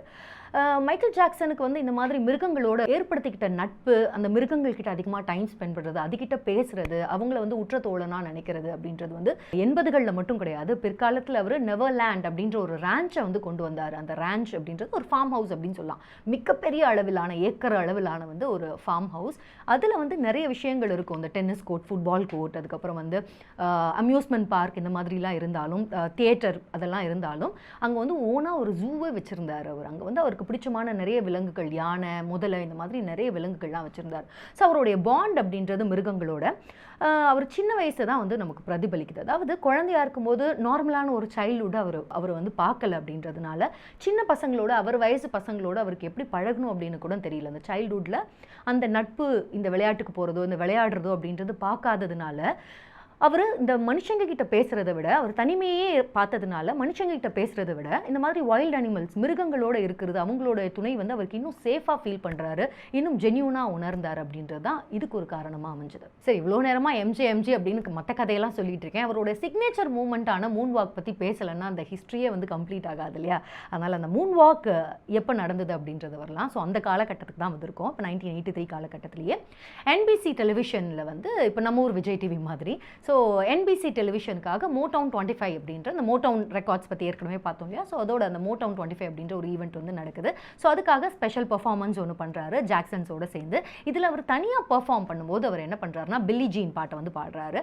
அப்படி பாடும்போது தான் அவர் நல்லா பாடுவார் அப்படின்னு எல்லாருக்குமே தெரியும், ஆடுவார் அப்படின்னு தெரியும். ஆனால் அப்படி பாடும்போது தான் மக்களுக்கு மத்தியில் எதிர்பார்க்காம, யாருமே எதிர்பார்க்காதப்போ அந்த அவருடைய அந்த ஹிஸ்டாரிக்கான ஒரு மூமெண்ட்டை வந்து போட்டார், Moon walk. So Moon walk walk வந்து அப்படியே முன்னாடி போகிற மாதிரியே இருக்கும், ஆனால் பின்னாடி போவாங்க இல்லையா, பேக்கில் போவார் இல்லையா. ஸோ அதுதான் வந்து மூன் வாக். அதை முத தடவை பார்க்கும்போது மக்களுக்கு எதுவுமே புரியல, என்ன பண்ணுறாரு அப்படின்னே புரியல. அது ஒரு மேஜிக்கலான ஒரு மூமெண்ட்டாக இருந்தது. அதுக்கப்புறம் அது டெலிவிஷனில் வந்து டெலிகாஸ்ட் ஆகும்போது மைக்கேல் ஜாக்சன் வந்து அவருடைய ஸ்டார் அந்தஸ்து, அவருடைய பாடகர் அப்படின்றதெல்லாம் தாண்டி ஒரு ஸ்டைல் ஐக்கானாக பார்க்கப்பட்டார். அந்த மூன் வாக் அப்படின்றது அது நடந்து இத்தனை வருஷம் ஆகியும், அவர் மறைஞ்ச இத்தனை வருஷம் ஆகியுமே எங்கேயுமே டான்சர் அப்படின்னு சொன்னால், ஏன் இந்தியாவிலே நம்ம ஊரில் டான்சர் அப்படின்னு சொன்னாலே கண்டிப்பாக ஒரு தடவையாவது அவங்க மூன் வாக் அப்படின்றத ட்ரை பண்ணி பார்த்துருப்பாங்க. ஸோ அந்தளவுக்கு ஒரு ஹிஸ்டாரிக் மூமெண்ட் அந்த காலகட்டத்தில் தான் அவர் வந்து முயற்சி பண்ணார். இப்படி மைக்கேல் ஜாக்சன் வாழ்க்கையில் நடந்த அடுத்தடுத்த சக்ஸஸ் பற்றி பார்த்துட்டு இருக்கும்போது இப்போ 1984 காலகட்டத்தில் அவரோட வாழ்க்கையை திருப்பி போட்ட ஒரு விபத்து பற்றி பார்க்க போகிறோம். ஸோ இது வந்து 1983-84 காலகட்டத்தில் பெப்சி கம்பெனியோட மைக்கேல் ஜாக்சன் அவருடைய பிரதர்ஸோடு சேர்ந்து ஒரு கமர்ஷியல் ஆடு ஒன்று வந்து சைன் பண்ணுறாரு. ஸோ இந்த ஆடை பொறுத்த வரைக்கும் ஒரு கான்சர்ட் மாதிரியான ஒரு செட்டப் ஒன்று. ஸோ அந்த செட்டப்பில் ஒரு டான்ஸ் ஆடுற மாதிரியான ஒரு செட்டப். ஸோ அந்த ஷூட்டிங் நடந்துட்டு இருக்கும்போது எதிர்பாராத விதமாக இந்த பைரோ ஒர்க்ஸ், ஃபயர் ஒர்க்லாம் சொல்லுவாங்க இல்லையா. ஸோ அந்த பைரோ ஒர்க்லேருந்து ஏற்பட்ட ஒரு நெருப்பு பொறி அப்படின்றது அவருடைய தலையில் பட்டு அவர் அறியாமல் அந்த நெருப்பு வந்து தலையில் வந்து பற்றிக்கிட்டு எரிய ஆரம்பிச்சிருச்சு. ஒரு கட்டத்துக்கு மேலே தான் தலையில் வந்து ஃபயர் பிடிச்சிருக்கிறதே அவருக்கு வந்து தெரிஞ்சு அவர் வந்து பதட்டத்தில் ஓடி வரக்கூடிய அந்த வீடியோ ஃபுட்டேஜ் வந்து நம்மளுக்கு இன்னமும் யூடியூப்பில் கூட கிடைக்கும். ஸோ அது ரொம்ப மோசமான ஒரு தீ விபத்தாக அது அவருக்கு அமைஞ்சது. ரொம்ப ட்ராமடைஸ்டான ஒரு விபத்தாகவும் அது ஜாக்சனுக்கு அமைஞ்சது. எந்த அளவுக்குன்னா தலையில் வந்து அவருக்கு 2nd டிகிரி பேர்ன் அப்படின்றது வந்து ஏற்பட்டது. இதை தொடர்ந்து அவர் வந்து வலியோடு அங்கேருந்து ஸ்ட்ரெச்சரில் எடுத்துகிட்டு போகிற வீடியோஸ் எல்லாம் வெளியில் வந்தது. ஒட்டுமொத்தமாக மக்கள் எல்லாருமே வந்து ரொம்ப ஷாக்கான ஒரு இன்சிடென்ட் அது. அதுக்கப்புறமா அதுலேருந்து மீண்டு வர்றதுக்கு ரொம்பவே கஷ்டப்பட்டார். அதில் வந்து அவருடைய முகம், அப்புறம் அதை தொடர்ந்து அவருக்கு வந்து இந்த ரைனோபிளாஸ்டியும் மறுபடியும் பண்ணாங்க. நிறைய சர்ஜரிஸ், ரீகன்ஸ்ட்ரக்டிவ் சர்ஜரிஸ் அப்படின்னு சொல்கிற மாதிரி இந்த சீரமைப்பு சிகிச்சைகள், அறுவை சிகிச்சையெல்லாம் நிறைய பண்ணி நிறைய கஷ்டத்துக்கு அப்புறமா தான் அதுலேருந்து வெளியில் வந்தார். ஆனால் அவ்வளோ கஷ்டப்பட்டாலுமே அதுலேருந்து பெப்சி கம்பெனி வந்து $1.5 மில்லியன் அந்த காலகட்டத்தில் 84 காலகட்டத்தில் $1.5 மில்லியன் இப்போ அது எவ்வளோ பெரிய பணம். இன்றைக்கே $1.5 மில்லியன் வந்து பெரிய பணம் தான். பட் அந்த காலத்தில் இருந்து இந்த காலத்தில் நம்ம கம்பேர் பண்ணால் அது ரொம்ப பெரிய பணம். ஸோ அந்த $1.5 மில்லியன் நஷ்ட ஈடாக பெப்சி கொடுக்குறாங்க. அந்த காசை அவர் எங்கே வந்து மருத்துவம் பார்த்துக்கிட்டாரோ அதே இடத்துல தீ விபத்தில் சந்திச்ச அந்த குழந்தைங்களோட சர்ஜரிஸ்க்காக, அவங்களுடைய சிகிச்சைக்காக வந்து அவர் அந்த பணத்தை அப்படியே டொனேட் பண்ணார். ஸோ இங்கேருந்து அவருடைய சேரிட்டி பற்றி நம்ம நிறைய பார்க்க போகிறோம். ஸோ மைக்கேல் ஜாக்சன் அப்படின்ற கலைஞனுக்கு இருந்த இந்த இறக்க குணம் அப்படின்றத நம்ம அடுத்தடுத்து பார்க்க போகிறோம். மைக்கேல் ஜாக்சனோட ஃபிலாந்தரபி ஆக்டிவிட்டீஸ், அதாவது அவர் செஞ்ச இந்த தொண்டு காரியங்கள் இருக்கு இல்லையா, அது வந்து நம்ம லிஸ்ட் போட்டுகிட்டே போகலாம். அதில் ரொம்ப முக்கியமான அவருடைய காலகட்டத்தில் வந்து பெருசாக ஆரம்பிச்சது அப்படின்னு பார்த்தீங்கன்னா, ஒன்று அவர் வந்து அவருக்கு கொடுத்த அந்த பெப்சிலேருந்து வந்த அது $1.5 மில்லியன் அப்படின்றது அப்படியே எடுத்து அந்த குழந்தைங்களுக்கு கொடுத்தது. அடுத்தது வந்து 1985 வி ஆர் த வேர்ல்டு அப்படின்ற ப்ராஜெக்ட். இன்றைக்கி வரைக்குமே வந்து உலகத்தில் ரொம்ப பெரிய ஒரு சேரிட்டி ப்ராஜெக்ட். அது வந்து சேரிட்டி சாங் அப்படின்னு சொல்லுவாங்க. அது வந்து சீனியர் பாடகரான லயனல் ரிச்சியோடு சேர்ந்து மைக்கேல் ஜாக்சன் இவங்க 2 பேரும் சேர்ந்து எழுதின ஒரு பாடல் வி ஆர் த வேர்ல்டு அப்படின்ற பேரில். இப்போ அந்த பாட்டை பொறுத்த வரைக்கும் அதிலிருந்து வரக்கூடிய பணம் இருக்கு இல்லையா, அதிலிருந்து வரக்கூடிய மொத்த ப்ரொசீடிங்ஸும் அது அப்படியே வந்து எத்தியோப்பியா மக்கள், அந்த வறுமையில் இருக்க எத்தியோப்பிய மக்கள், பஞ்சத்தில் அடிப்பட்ட மக்களுக்காக அது வந்து அந்த காசு மொத்தமும் கொடுக்கப்பட்டது. அந்த பாட்டு மூலமாக எவ்வளோ காசு ரைஸ் பண்ணாங்க தெரியுமா? $63 மில்லியன் வந்து அந்த காலத்தில், அந்த 1985 காலகட்டத்தில் அவங்க அந்த பாட்டு மூலமாக ரைஸ் பண்ணாங்க. மைக்கேல் ஜாக்சன் லயனல் ரிச்சி அவர்களோட சேர்ந்து இந்த பாட்டை எழுதி பெர்ஃபார்ம் பண்ணியிருப்பார். ஸோ அந்த பாட்டு வந்து இன்ஸ்டண்ட்டாக உலகம் முழுக்க 20 மில்லியன் காப்பீஸ் சேல் ஆச்சு. அப்புறம் அது மூலமாக மர்ச்சன்டைஸ், இது மூலமாக வந்து காசு எல்லாத்தையும் சேர்த்து இந்த 63 மில்லியன் அப்படின்றத பஞ்சத்தில் அடிப்பட்ட எத்தியோப்பிய மக்களுக்காக கொடுத்தாங்க. ஸோ அதுக்கு 4 கிராமி அவார்ட்ஸும் வந்தது. ஸோ ஒரு பக்கம் அவருடைய புகழ் அப்படின்றது எந்த அளவுக்கு மேலே மேலே போயிட்டே இருந்ததோ அதே அளவுக்கு அதிகமான தொண்டுகளையும் வந்து மைக்கேல் ஜாக்சன் பண்ணிட்டு இருந்த ஒரு காலகட்டம் அது. பொதுவாக தன்னுடைய பாடல்களில் வந்து காதல், அப்புறம் மற்ற விஷயங்கள், அப்புறம் டபுள் மீனிங்ஸ் அந்த மாதிரிலாம் வந்து கலைஞர்கள் எழுதுவாங்க. ஆனால் அந்த காலகட்டத்துக்கு மத்தியில் மனுஷங்களுக்கு நடுவில் இருக்க ஏற்றத்தாழ்வு, வன்முறைக்கு எதிரான பாடல்கள், அன்பை விதைக்கக்கூடிய பாடல்கள், நிறவேறுபாடை எதிர்த்த பாடல்கள், உலகத்தை கேள்வி கேட்கக்கூடிய பாடல்கள், இந்த மாதிரி நிறைய பாடல்களை வந்து நிறைய ட்ரை பண்ணியிருக்காரு மைக்கேல் ஜாக்சன். அதாவது பாடல்களில் மட்டும் வந்து சேஞ்ச் வரணும், மாற்றம் வரணும் அப்படின்னு சொல்லாமல் அவரே வந்து மாற்றமாக இருந்தாது. Be the change you want அப்படின்னு சொல்லுவாங்க இல்லையா, அதை மைக்கேல் ஜாக்சனுடைய வாழ்க்கையில் தான் நம்ம பார்க்க முடியும். அவர் வந்து the man in the mirror அப்படின்னு அடுத்தது அவருடைய பாட்டு வந்தது. அந்த மேன் இன் த மிரர் பாட்டோட ஸ்பெஷாலிட்டி என்னென்னா அது வந்து இன்ஸ்டன்ட் ஹிட் மட்டும் கிடையாது, அந்த பாட்டிலேருந்து வந்து 100% ராயல்ட்டி ஃபீஸை வந்து அவ்வளோ 100% ப்ராஃபிட்டையும் கேன்சரால் பாதிக்கப்பட்ட குழந்தைகளுக்கான நிதிக்கு டைரெக்டாக எடுத்து கொடுத்தாரு. ஸோ இப்படி வந்து ஒரு சேஞ்ச் வேணும் அப்படின்னு சொல்லக்கூடிய ஆர்டிஸ்டாக இல்லாமல் சேஞ்சாகவே இருந்த ஒரு ஆர்டிஸ்டாக எம்ஜி இருந்தார். அடுத்தது 1987 அடுத்த முக்கியமான ஒரு ஆல்பம் பேட் ரிலீஸ் ஆகுது. ஸோ இந்த ஆல்பம் ரிலீஸின் மூலமாக இன்னொரு புது வரலாறு ஒன்று வந்து ஒரு படைக்கிறார். அது என்ன அப்படின்னா, பேட் ஆல்பம் பொறுத்த வரைக்கும் பார்த்தீங்கன்னா 5 பாடல்கள், அது வந்து ஒரு ஹிஸ்ட்ரியை படைச்சார். அது என்ன அப்படின்னா, ஒரே நேரத்தில் ஒரு ஆல்பமில் 5 பாடல்களுமே வந்து நம்பர் 1 லிஸ்ட்டில் இருந்தது அப்படின்ற ஒரு சாதனையை படைத்த ஒரே ஆர்டிஸ்ட் அப்படின்னு மைக்கேல் ஜாக்சன் பேர் எடுத்தார். இப்போது பேடை பொறுத்த வரைக்கும் ஆல்பம்ஸ் எல்லாம் ஒவ்வொரு பாட்டுமே பேட் ஆல்பமில் அதிரி புதிரி ஹிட் ஆச்சு அப்படின்னு தான் சொல்லணும். மேன் இன் த மிரர், அப்புறம் dirty Diana, can't stop loving you, the way you make me feel, bad, இதெல்லாம் வந்து பயங்கர ஹிட் ஆச்சு. இதில் வந்து இந்த டைட்டில் ட்ராக், பேடோட டைட்டில் ட்ராக் வந்து இந்த தடவை வீடியோவை டைரக்ட் பண்ணது யார் அப்படின்னு பார்த்தீங்கன்னா legendary film maker Martin Scorsese. இது மட்டும் இல்லை, பேடோட ஆல்பம் வந்து இன்னொரு சாதனையும் படைச்சது. அது என்ன அப்படின்னா, ஒரு ஆல்பம் 25 நாடுகளில் நம்பர் 1 பொசிஷனில் இருந்தது அப்படின்ற, 25 கண்ட்ரீஸில் ஒரே நேரத்தில் நம்பர் 1 பொசிஷனில் இருந்த ஒரு ஆல்பம் அப்படின்ற சாதனையும் பேட் வந்து படைச்சது.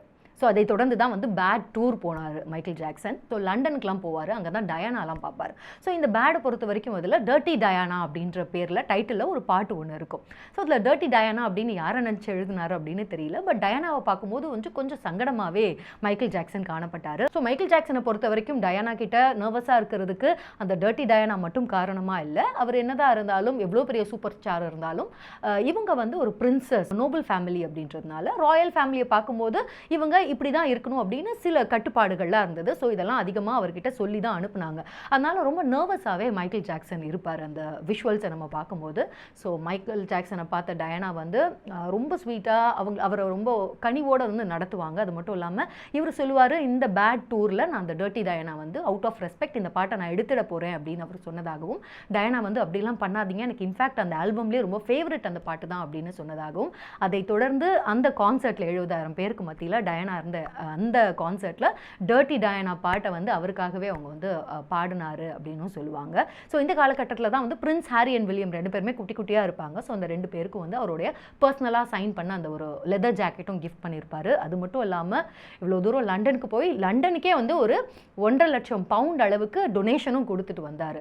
ஸோ டயானா அண்ட் மைக்கேல் ஜாக்சனுடைய இந்த சந்திப்பு அப்படின்றது இன்னைக்கு வரைக்குமே உலகத்தில் ரொம்ப ஃபேமஸான சந்திப்பில் அந்த ஒரு லிஸ்ட் எடுத்திங்கன்னா கண்டிப்பாக இந்த சந்திப்பு இருக்கும். ஏன்னா 2 பேருமே வந்து மக்களால் ரொம்பவும் விரும்பப்பட்டவங்க, அதிகமாக வந்து இல்லாதவங்களுக்கு நிறைய தொண்டு செஞ்சவங்க. ஸோ இந்த சந்திப்பு என்றைக்குமே ஒரு ஸ்பெஷலானது தான். That happened in 1980s. ஒரு பக்கம் மைக்கேல் ஜாக்சன் வந்து மக்களுடைய அந்த ஈக்குவாலிட்டிக்காகவும் வன்முறை எதிர்த்தும் பீஸ்க்காகவும் நான் எழுதுறேன் அப்படின்னு சொல்லிட்டு இருந்தாரும்.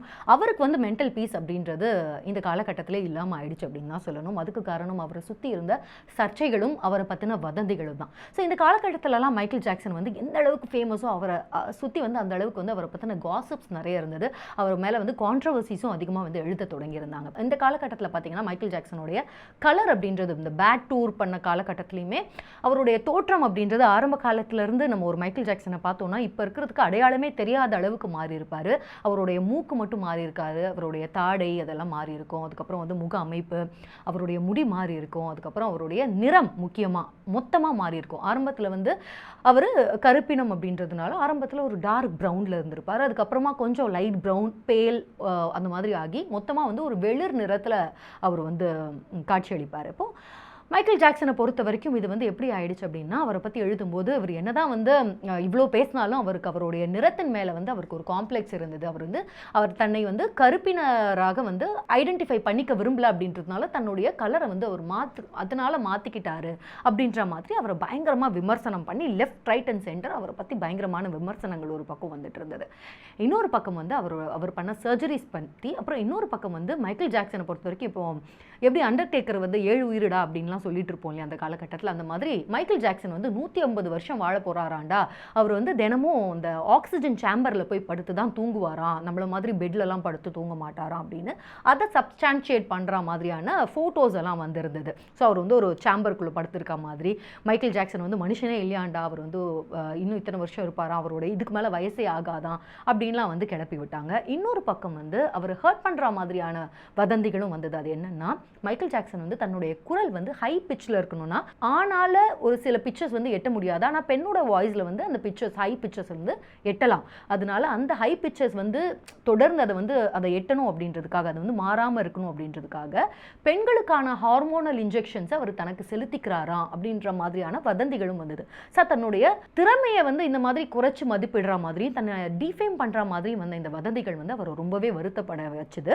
மைக்கேல் ஜாக்சனோட இந்த நிறம் பத்தின சர்ச்சைகள் அப்படின்றது தொடர்ந்து வந்துட்டே இருந்தது, அவரை வந்து துரத்திக்கிட்டே இருந்தது தான் அப்படின்னு சொல்லணும். அதோட ஒரு வெளிப்பாடா ஓப்ரா வின்ஃப்ரேயோட ஷோ ஒன்று, அதில் வந்து ரொம்ப ஃபேமஸான ஒரு இன்டர்வியூ, அதில் ஓப்ரா வின்ஃப்ரே அவங்கள உட்கார வச்சு பேட்டி எடுக்கும்போது மைக்கேல் ஜாக்சன் கிட்ட வந்து அவருடைய நிறம் பற்றி கேள்வி கேட்டிருப்பாங்க. அதாவது உங்களுக்கு வந்து உங்களோட நிறம் பிடிக்கலையா, நீங்கள் பிறந்த நிறம், இதை ஏன் நீங்கள் மாற்றணும் அப்படின்ற மாதிரி கார்னர் பண்ணுற மாதிரி வந்து கேள்வி கேட்டிருப்பாங்க. ஸோ அதில் வந்து அவர் உண்மையாக சொல்லியிருப்பார். அதாவது நிறத்தை பொறுத்த வரைக்கும் இது நானாக பண்ணலை, இது நானாக வந்து கலர்லாம் பண்ணி சர்ஜரிலாம் பண்ணி மாற்றிக்கல, எனக்கு சருமத்தில் ஒரு பிரச்சனை இருக்குது, விட்டிலிகோ அப்படின்னு சொல்லக்கூடிய மெலனின் குறைபாடு இருக்குது, அதனால எனக்கு அங்கங்கே பேச்சஸ் வருது, வெள்ளை வெள்ளை பேச்சஸ் உடம்பு பூரா வர தொடங்குச்சு. ஸோ அதை மறைக்கிறதுக்காக கெமோஃப்ளாஜ் பண்ணுறதுக்காக மேக்கப் போட்டு நிறைய இடங்களில் மறைச்சிட்டு இருக்கேன். ஸோ அது ஒரு கட்டத்தில் வந்து அதிகமாகி தான் நான் இந்த நிறம் மாறினேன், மற்றபடி நான் வந்து சர்ஜரி பண்ணலை, எந்த நிறமாக இருந்தாலும் எனக்கு ஒன்று தான், என்னுடைய இனத்துக்கு எதிரானவன் நான் கிடையாது, தயவு செஞ்சு என்னை அப்படி பெயிண்ட் பண்ணாதீங்க, தப்பான லைட்டில் என்னை காட்டாதீங்க அப்படின்னு அந்த இன்டர்வியூவில் ரொம்ப மனசு வருத்தப்பட்டு பேசியிருப்பாரு. ஸோ இதுக்கெல்லாம் பதில் சொல்கிற விதமாக தான் 1991 டேஞ்சரஸ் அப்படின்ற தன்னுடைய ஆல்பமில் பிளாக் ஆர் ஒயிட் அப்படின்ற ஒரு ஹிஸ்டாரிக்கான ஒரு பாட்டை வந்து அவர் எழுதியிருப்பார். இப்போ பிளாக் ஆர் ஒயிட்டை பொறுத்த வரைக்கும் அது ரெக்கார்ட் பிரேக்கிங், அதாவது 25 நாடுல மொத்தமாக ஒரே நேரத்தில் 50 கோடி மக்கள் அந்த பாட்டை வந்து பார்த்தாங்க. அந்த மாதிரியான ஒரு ஹிஸ்ட்ரி மேக்கிங் சாங் தான் அது. அதே மாதிரி அந்த பாட்டில் பொருள் எந்த மாதிரி இருக்கோ, எவ்வளோ அருமையாக இருக்குமோ அதே அளவுக்கு அதோட வீடியோவும் அவ்வளோ அழகாக இருக்கும். ஸோ அந்த வீடியோவில் வந்து மக்கள் வந்து நிறத்தை தாண்டி மக்களை பாருங்கள், மனுஷனாக பாருங்கள், நிறத்தை பார்க்காதீங்க அப்படின்ற பொருளை வந்து அவர் பாடியிருப்பார். ஸோ அதில் பல்வேறு நாடுகளில் அந்த பாரம்பரிய நடன கலைஞர்களோட மைக்கேல் ஜாக்சன் ஆடுற மாதிரி பண்ணியிருப்பாங்க. அதில் பார்த்தீங்கன்னா இந்தியாவில் ஒடிசி டான்ஸ் வந்து மைக்கேல் ஜாக்சன் ஒரு பெண்மணியோட ஆடுற மாதிரிலாம் காட்டியிருப்பாங்க. நம்ம ரொம்ப எக்ஸைட் ஆகிருப்போம் அதை பார்த்து. அதே மாதிரி நேட்டிவ் அமெரிக்கன்ஸ், இவர் என்னதான் வந்து மாடர்ன் அமெரிக்கனாக இருந்தாலும் அமெரிக்க பழங்குடிகள் இருக்காங்க இல்லையா, ஸோ அவங்களோட ஆரம்பிக்கிற மாதிரி தான் முதல்ல ஆரம்பிச்சிருக்காரு. அதுக்கப்புறமா ஆப்பிரிக்க வேட்டையாடி பழங்குடிகள், அதுக்கப்புறம் தாய் பாரம்பரிய நடனம், இந்திய பாரம்பரிய நடனம், அதுக்கப்புறம் ரஷ்யாவில் வந்து பனியில் ஆடக்கூடிய ஒரு பழங்குடி நடனம், அது மாதிரி வந்து விதவிதமான ட்ரெடிஷன்ஸை, விதவிதமான மக்களை, விதவிதமான ரேசஸை அதில் வந்து அவர் கவர் பண்ணியிருப்பார். 1988 சர்ச்சைகளுக்கு குறைவே இல்லாத ஒரு காலகட்டம். இதில் வந்து ஒரு பக்கம் பாட்டு எழுதிட்டு இருந்த மைக்கேல் ஜாக்சன், இன்னொரு பக்கம் வந்து தன்னுடைய சுயசரிதை மூன் வாக் அப்படின்ற சுயசரிதை புத்தகத்தை வந்து வெளியிடுறாரு. இது வந்து வெளியான உடனே 2 லட்சம் காப்பீஸ் வந்து விற்பனை ஆகுது. இப்போ இந்த சுயசரிதையில் இதுவரைக்கும் மைக்கேல் ஜாக்சன் வந்து பேசாத விஷயங்கள்லாம் எடுத்து பேசுகிறாரு. தன்னுடைய சின்ன வயசில் தன்னுடைய தந்தையால் எப்படி வந்து அப்யூஸ் பண்ணப்பட்டார், எப்படி அவங்க அப்பா வந்து அடிப்பார், எப்படி தன்னுடைய சைல்டுஹுட் அப்படின்றது, இந்த குழந்தை பாலிய வயசு அப்படின்றது வந்து இல்லாமல் போச்சு, மற்ற குழந்தைங்கள்லாம் விளையாடிட்டு இருந்த காலகட்டத்தில் சின்ன வயசு மைக்கேல் ஜாக்சன் எந்த அளவுக்கு வந்து கஷ்டப்பட வேண்டி இருந்தது, அதன் மூலமாக தன்னுடைய இந்த சைல்டுஹுட் அப்படின்றது எந்த அளவுக்கு காணாமல் போச்சு, அதை தொடர்ந்து அவருக்கு வந்து இன்செக்யூரிட்டிஸ், அவர் பண்ண அந்த முக சீரமைப்பு அறுவை சிகிச்சைகள், அப்புறம் பிளாஸ்டிக் சர்ஜரி, இதை பற்றிலாம் ரொம்ப ஓப்பனாக வந்து பேசியிருப்பார். ஸோ இது வந்து இது வரைக்கும் தெரியாத ஒரு மைக்கேல் ஜாக்சன் இன்னொரு கலரில் வந்து காட்டுச்சு அப்படின்னு தான் சொல்லணும். அதை தொடர்ந்து இப்போ அந்த அவர் தன்னுடைய சுயசரிதையில் தான் விட்டு போன அந்த சைல்டுஹுட், தான் வந்து இப்போ எவ்வளோ தான் பணம் சம்பாதிச்சாலும் நான் இழந்த அந்த சைல்டுஹுட்டை வந்து எவ்வளோ காசு கொடுத்தாலும் என்னால் அதை ரீக்ரியேட் பண்ண முடியாது அப்படின்னு ரொம்பவே மனசு வருத்தத்தோடு வந்து எழுதியிருப்பார். பட் அதை வந்து திரும்ப ஓரளவுக்கு காம்பன்சேட் பண்ணுற மாதிரி அவருக்காக அவரே பண்ணிக்கிட்ட ஒரு விஷயம் தான் நெவர்லேண்ட். இந்த நெவர்லேண்ட் அப்படின்றது என்ன அப்படின்னு பார்த்தீங்கன்னா, கலிஃபோர்னியாவுக்கு பக்கத்தில் இருக்க ஒரு காட்டு பகுதி ஓட்டுன மாதிரி இருக்கக்கூடிய இடத்துல ஒரு ரேஞ்ச் அப்படின்னா ஒரு பண்ணை வீடு அப்படின்னு சொல்லலாம். இது வந்து பண்ணை வீடுனா வீடு கிடையாது, இது வந்து 2700 ஏக்கர் பரப்பளவில் விரிஞ்சு இருக்கக்கூடிய ஒரு ரேஞ்ச். ஸோ இந்த இடத்துல வந்து அவருடைய பெரிய காசில் மாதிரி கோட்டை மாதிரியான ஒரு இடம், அது இல்லாமல் உள்ளவே வந்து ஜூ, தீம் பார்க், அம்யூஸ்மெண்ட் பார்க்கில் இருக்க மாதிரி குழந்தைங்களுக்கு இந்த டிஸ்னிலேண்ட்லாம் சொல்லுவோம் இல்லையா, ஸோ அந்த மாதிரியான விஷயங்கள், ஃபெர்ரி வீல் இதெல்லாம் இருக்கும்.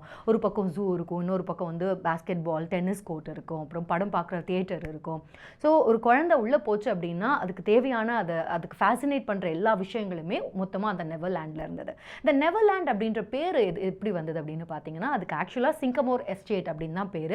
பட் மைக்கேல் ஜாக்சன் இந்த இடத்த வடிவமைச்சதுக்கு ஆசாசியாக வந்து ஒரு $17 மில்லியன் அளவுக்கு இதில் செலவு பண்ணி, அந்த காலகட்டத்தில் வந்து 17 மில்லியன் செலவு பண்ணி அந்த நெவர்லேண்ட் அப்படின்ற இடத்த வந்து வடிவமைச்சுக்கிட்டாரு. ஸோ அந்த இடத்த வந்து வடிவமைச்சுக்கிறதுக்கு பின்னாடி இருக்க காரணம் அப்படின்னு பார்த்தீங்கன்னா, சைல்டுஹுட்டில் வந்து அவருக்கு ஃபேவரட்டான ஒரு காமிக்கான தான் பீட்டர் பேன் அப்படின்ற கதாபாத்திரம். ஸோ இதை பொறுத்த வரைக்கும் அதில் இருக்க மாதிரியே தான் வந்து அது நிறைய விஷயங்கள் அவரோட வாழ்க்கையிலையும் வந்து பண்ணுவார். பீட்டர் பேன் பண்ணுற எல்லா விஷயங்களும் அவரோட வாழ்க்கையில் அவர் பீட்டர் பேனாக நினச்சிக்கிட்டு நிறைய விஷயங்கள் பண்ணார். வைல்டு அனிமல்ஸை தத்தெடுத்தது எல்லாமே, அவருக்கான ஒரு உலகத்தை வந்து அவர் கிரியேட் பண்ணிக்கிட்டது எல்லாமே.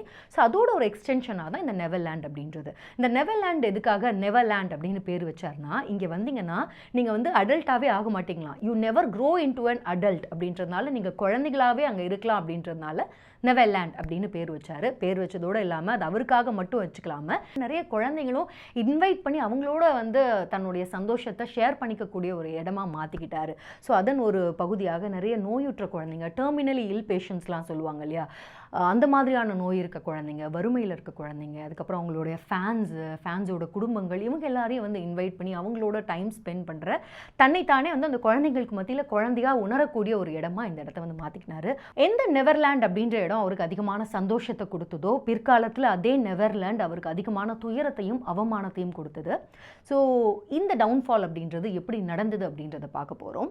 பொதுவாக ஒரு கலைஞனுக்கு வந்து நல்ல பணமும் புகழும் கிடைச்சதுன்னா அதை மட்டும் வச்சுக்கிட்டு அமைதியாக இருந்துட்டா பிரச்சனை கிடையாது. பட் அதை தாண்டி மைக்கேல் ஜாக்சனை பொறுத்த வரைக்கும் அவர் குரல் கொடுத்த விஷயங்கள் வந்து அவருக்கு அதிகமான பிரச்சனைகளை வந்து வரவழைச்சது அப்படின்னு தான் சொல்லணும். அந்த டவுன்ஃபால் அப்படின்றது எந்தெந்த பிரச்சனைகளுக்கெல்லாம் அவர் எதிராக குரல் கொடுத்தாரு, எங்கெங்கெல்லாம் போனார், அதுக்கப்புறமா அவருக்கு வந்து பிரச்சனைகள், இந்த டைம்லைனை நம்ம பார்க்கும்போதே அந்த டவுன்ஃபால் எதனால யாரால் அது ஏற்படுத்தப்பட்டு இருக்கும் அப்படின்றது உங்களுக்கு புரியும். ஸோ அந்த விஷயங்களுக்கு போகலாம். 1992 மைக்கேல் ஜாக்சனுடைய ரொம்ப முக்கியமான ஒரு ஏற்பாடு அப்படின்னு மனுஷங்களுக்காக அவர் பண்ண ஒரு நல்ல விஷயம் அப்படின்னா ஹீல் தி வேர்ல்ட் ஃபவுண்டேஷன். மனுஷங்களுக்கு பண்ணுறது அப்படின்றத விட குழந்தைங்களுக்கு நிறைய நல்ல விஷயம் பண்ணியிருக்காரு. ஸோ அதில் இந்த ஹீல் தி வேர்ல்ட் ஃபவுண்டேஷனை பொறுத்த வரைக்கும் வறுமையினாலையும் போரினாலும் நோயினாலும் பாதிக்கப்பட்ட குழந்தைகள், அதுலேயும் குறிப்பாக எய்ட்ஸ்னால அந்த குழந்தைகள்லாம் பாதிக்கப்பட்டிருப்பாங்க இல்லையா, ஸோ அவங்களுக்கான ஒரு ஃபவுண்டேஷன் அப்படின்னு வந்து ஒன்று கொண்டு வராரு. இதன் மூலமாக இந்த வறுமை, நோய், போர் இதனால் பாதிக்கப்பட்ட அண்டர் ப்ரிவிலேஜ் குழந்தைங்களுக்கு மில்லியன் கணக்கில் வந்து அவர் பயங்கரமாக செலவு பண்ணுறாரு. அது மட்டும் இல்லாமல் எய்ட்ஸ் பாதிக்கப்பட்ட குழந்தைங்களுக்கான மெடிக்கல் ரிலீஃப், இந்த ஆஃப்ரிக்கா மாதிரியான நாடுகளுக்கு வந்து மெடிக்கல் ரிலீஃபும் சப்ளைஸும் கொடுக்கறதுக்காக வந்து இந்த ஹீல் தி வேர்ல்ட் ஃபவுண்டேஷன் மூலமாக நிறைய காரியங்களை வந்து அவர் பண்ணுறாரு. பண்ணதோடு மட்டும் இல்லாமல் ஆஃப்ரிக்காவுக்கு டைரெக்டாக பயணம் செய்கிறாரு. இந்த முறை அவர் தனியாக, இதுக்கு முன்னாடி வந்து ஜாக்சன் பிரதர்ஸோட சுற்றுப்பயணம் பண்ணியிருந்தாலும் இந்த முறை அவர் போனது அப்படின்றது முழுக்க முழுக்க ஃபிலாந்த்ரஃபி நடவடிக்கையாக இருந்தது. அதாவது அங்கே தொண்டு செய்கிற ஒரு பணியாக அவர் போகிறாரு. போன இடத்துல ஆப்பிரிக்க மக்கள் வந்து அவரை வெல்கம் பேக் அப்படின்ற ஒரு பதாகையோடு போட்டிருக்காங்க. ஸோ ஆப்பிரிக்க மக்களை பொறுத்த வரைக்கும் இவர் கருப்பினம் அப்படின்றதுனால தன்னுடைய டெசன்டன்ட் அப்படின்னு தான் அந்த மக்கள் பார்க்குறாங்க. அதிபர் வந்து அவருக்கு கூப்பிட்டு ஒரு ஸ்பெஷலான ஒரு ஹானரரி பட்டம் ஒன்று கொடுக்குறாரு. அது மட்டும் இல்லாமல் அங்கே இருக்க பழங்குடிகள் வந்து அவருக்கு டைட்டில்லாம் கொடுத்து அவரை கொண்டாடி தீக்கிறாங்க. திரும்ப வந்ததுக்கப்புறமா இவர் ஆப்பிரிக்காவை பற்றி பேசுகிறாரு. அந்த காலகட்டத்தில் ஆப்பிரிக்காவில் இருக்க பஞ்சமும் சரி, அங்கே இருக்க நோய், இதெல்லாம் மேற்கத்திய உலகம் வந்து அதிகமாக கண்டுக்காத ஒரு சப்ஜெக்டாக இருந்தது. பட் மைக்கேல் ஜாக்சனை பொறுத்த வரைக்கும் ஆப்பிரிக்கான்றது நாகரிகத்தின் தொட்டில் அப்படின்னு அதை பற்றி அதோடைய அருமையை உணர்ந்து நிறைய பேசியிருக்காரு. அதுக்காக நிறைய செஞ்சிருக்காரு. ஆப்பிரிக்கா கண்டத்துக்கு அவர் நிறையவே வந்து தொண்டு செஞ்சிருக்காரு. அதே மாதிரி அந்த காலகட்டத்தில் அவருடைய இன்டர்வியூஸ் எல்லாம் பார்த்தோம்னா அவர் இயற்கையை பற்றி நிறையவே பேசியிருப்பார். ஒரு மனுஷன் வந்து இவ்வளோ இம்மாக்குலேட், அதாவது தமிழில் பவித்திரம் அப்படின்னு ஒரு வார்த்தை இருக்கும் இல்லையா, நான் ஆக்சுவலாக அவரை பற்றி சொல்லும்போது வந்து ரொம்ப க்ளோரிஃபை பண்ணுற மாதிரி உங்களுக்கு இருக்கலாம். பட் நீங்கள் அவருடைய இன்டர்வியூஸ் எல்லாம் பார்த்தீங்கன்னா ஒரு மனுஷனை பற்றி மீடியா என்னவா காட்டுது அப்படின்றது ஒரு பக்கம் இருந்தாலும் ஒரு மனுஷனோட பேச்சு, அவருடைய செயலாம் நம்ம பார்க்கும்போது இவர் இப்படி தான் அப்படின்னு நம்மளுக்கு ஒரு ஜட்ஜ்மெண்ட்டுக்கு வரும் இல்லையா. ஸோ அது உங்களால் வந்து புரிஞ்சுக்க முடியும். ரொம்ப வந்து ஒரு குழந்தை சைல்ட் லைக் இன்னசென்ஸோடு அவர் வந்து பேசுவார். இந்த உலகம் ஏன் இப்படி இருக்குது, அப்புறம் இந்த இயற்கையோட மனுஷங்களுக்கு வந்து ஏன் வந்து இந்த ஒரு பாண்டு நம்ம வந்து க்ரியேட் பண்ணிக்கணும், இயற்கையோடு வந்து மனுஷனுக்கு ஒரு பந்தம் உருவாக்க வேண்டிய கட்டாயம் ஏன் இருக்குது, இதை பற்றியெல்லாம் வந்து ரொம்ப ஒரு இன்னசென்ஸோடு வந்து ஒரு பேசக்கூடிய ஒரு காலகட்டம் அது.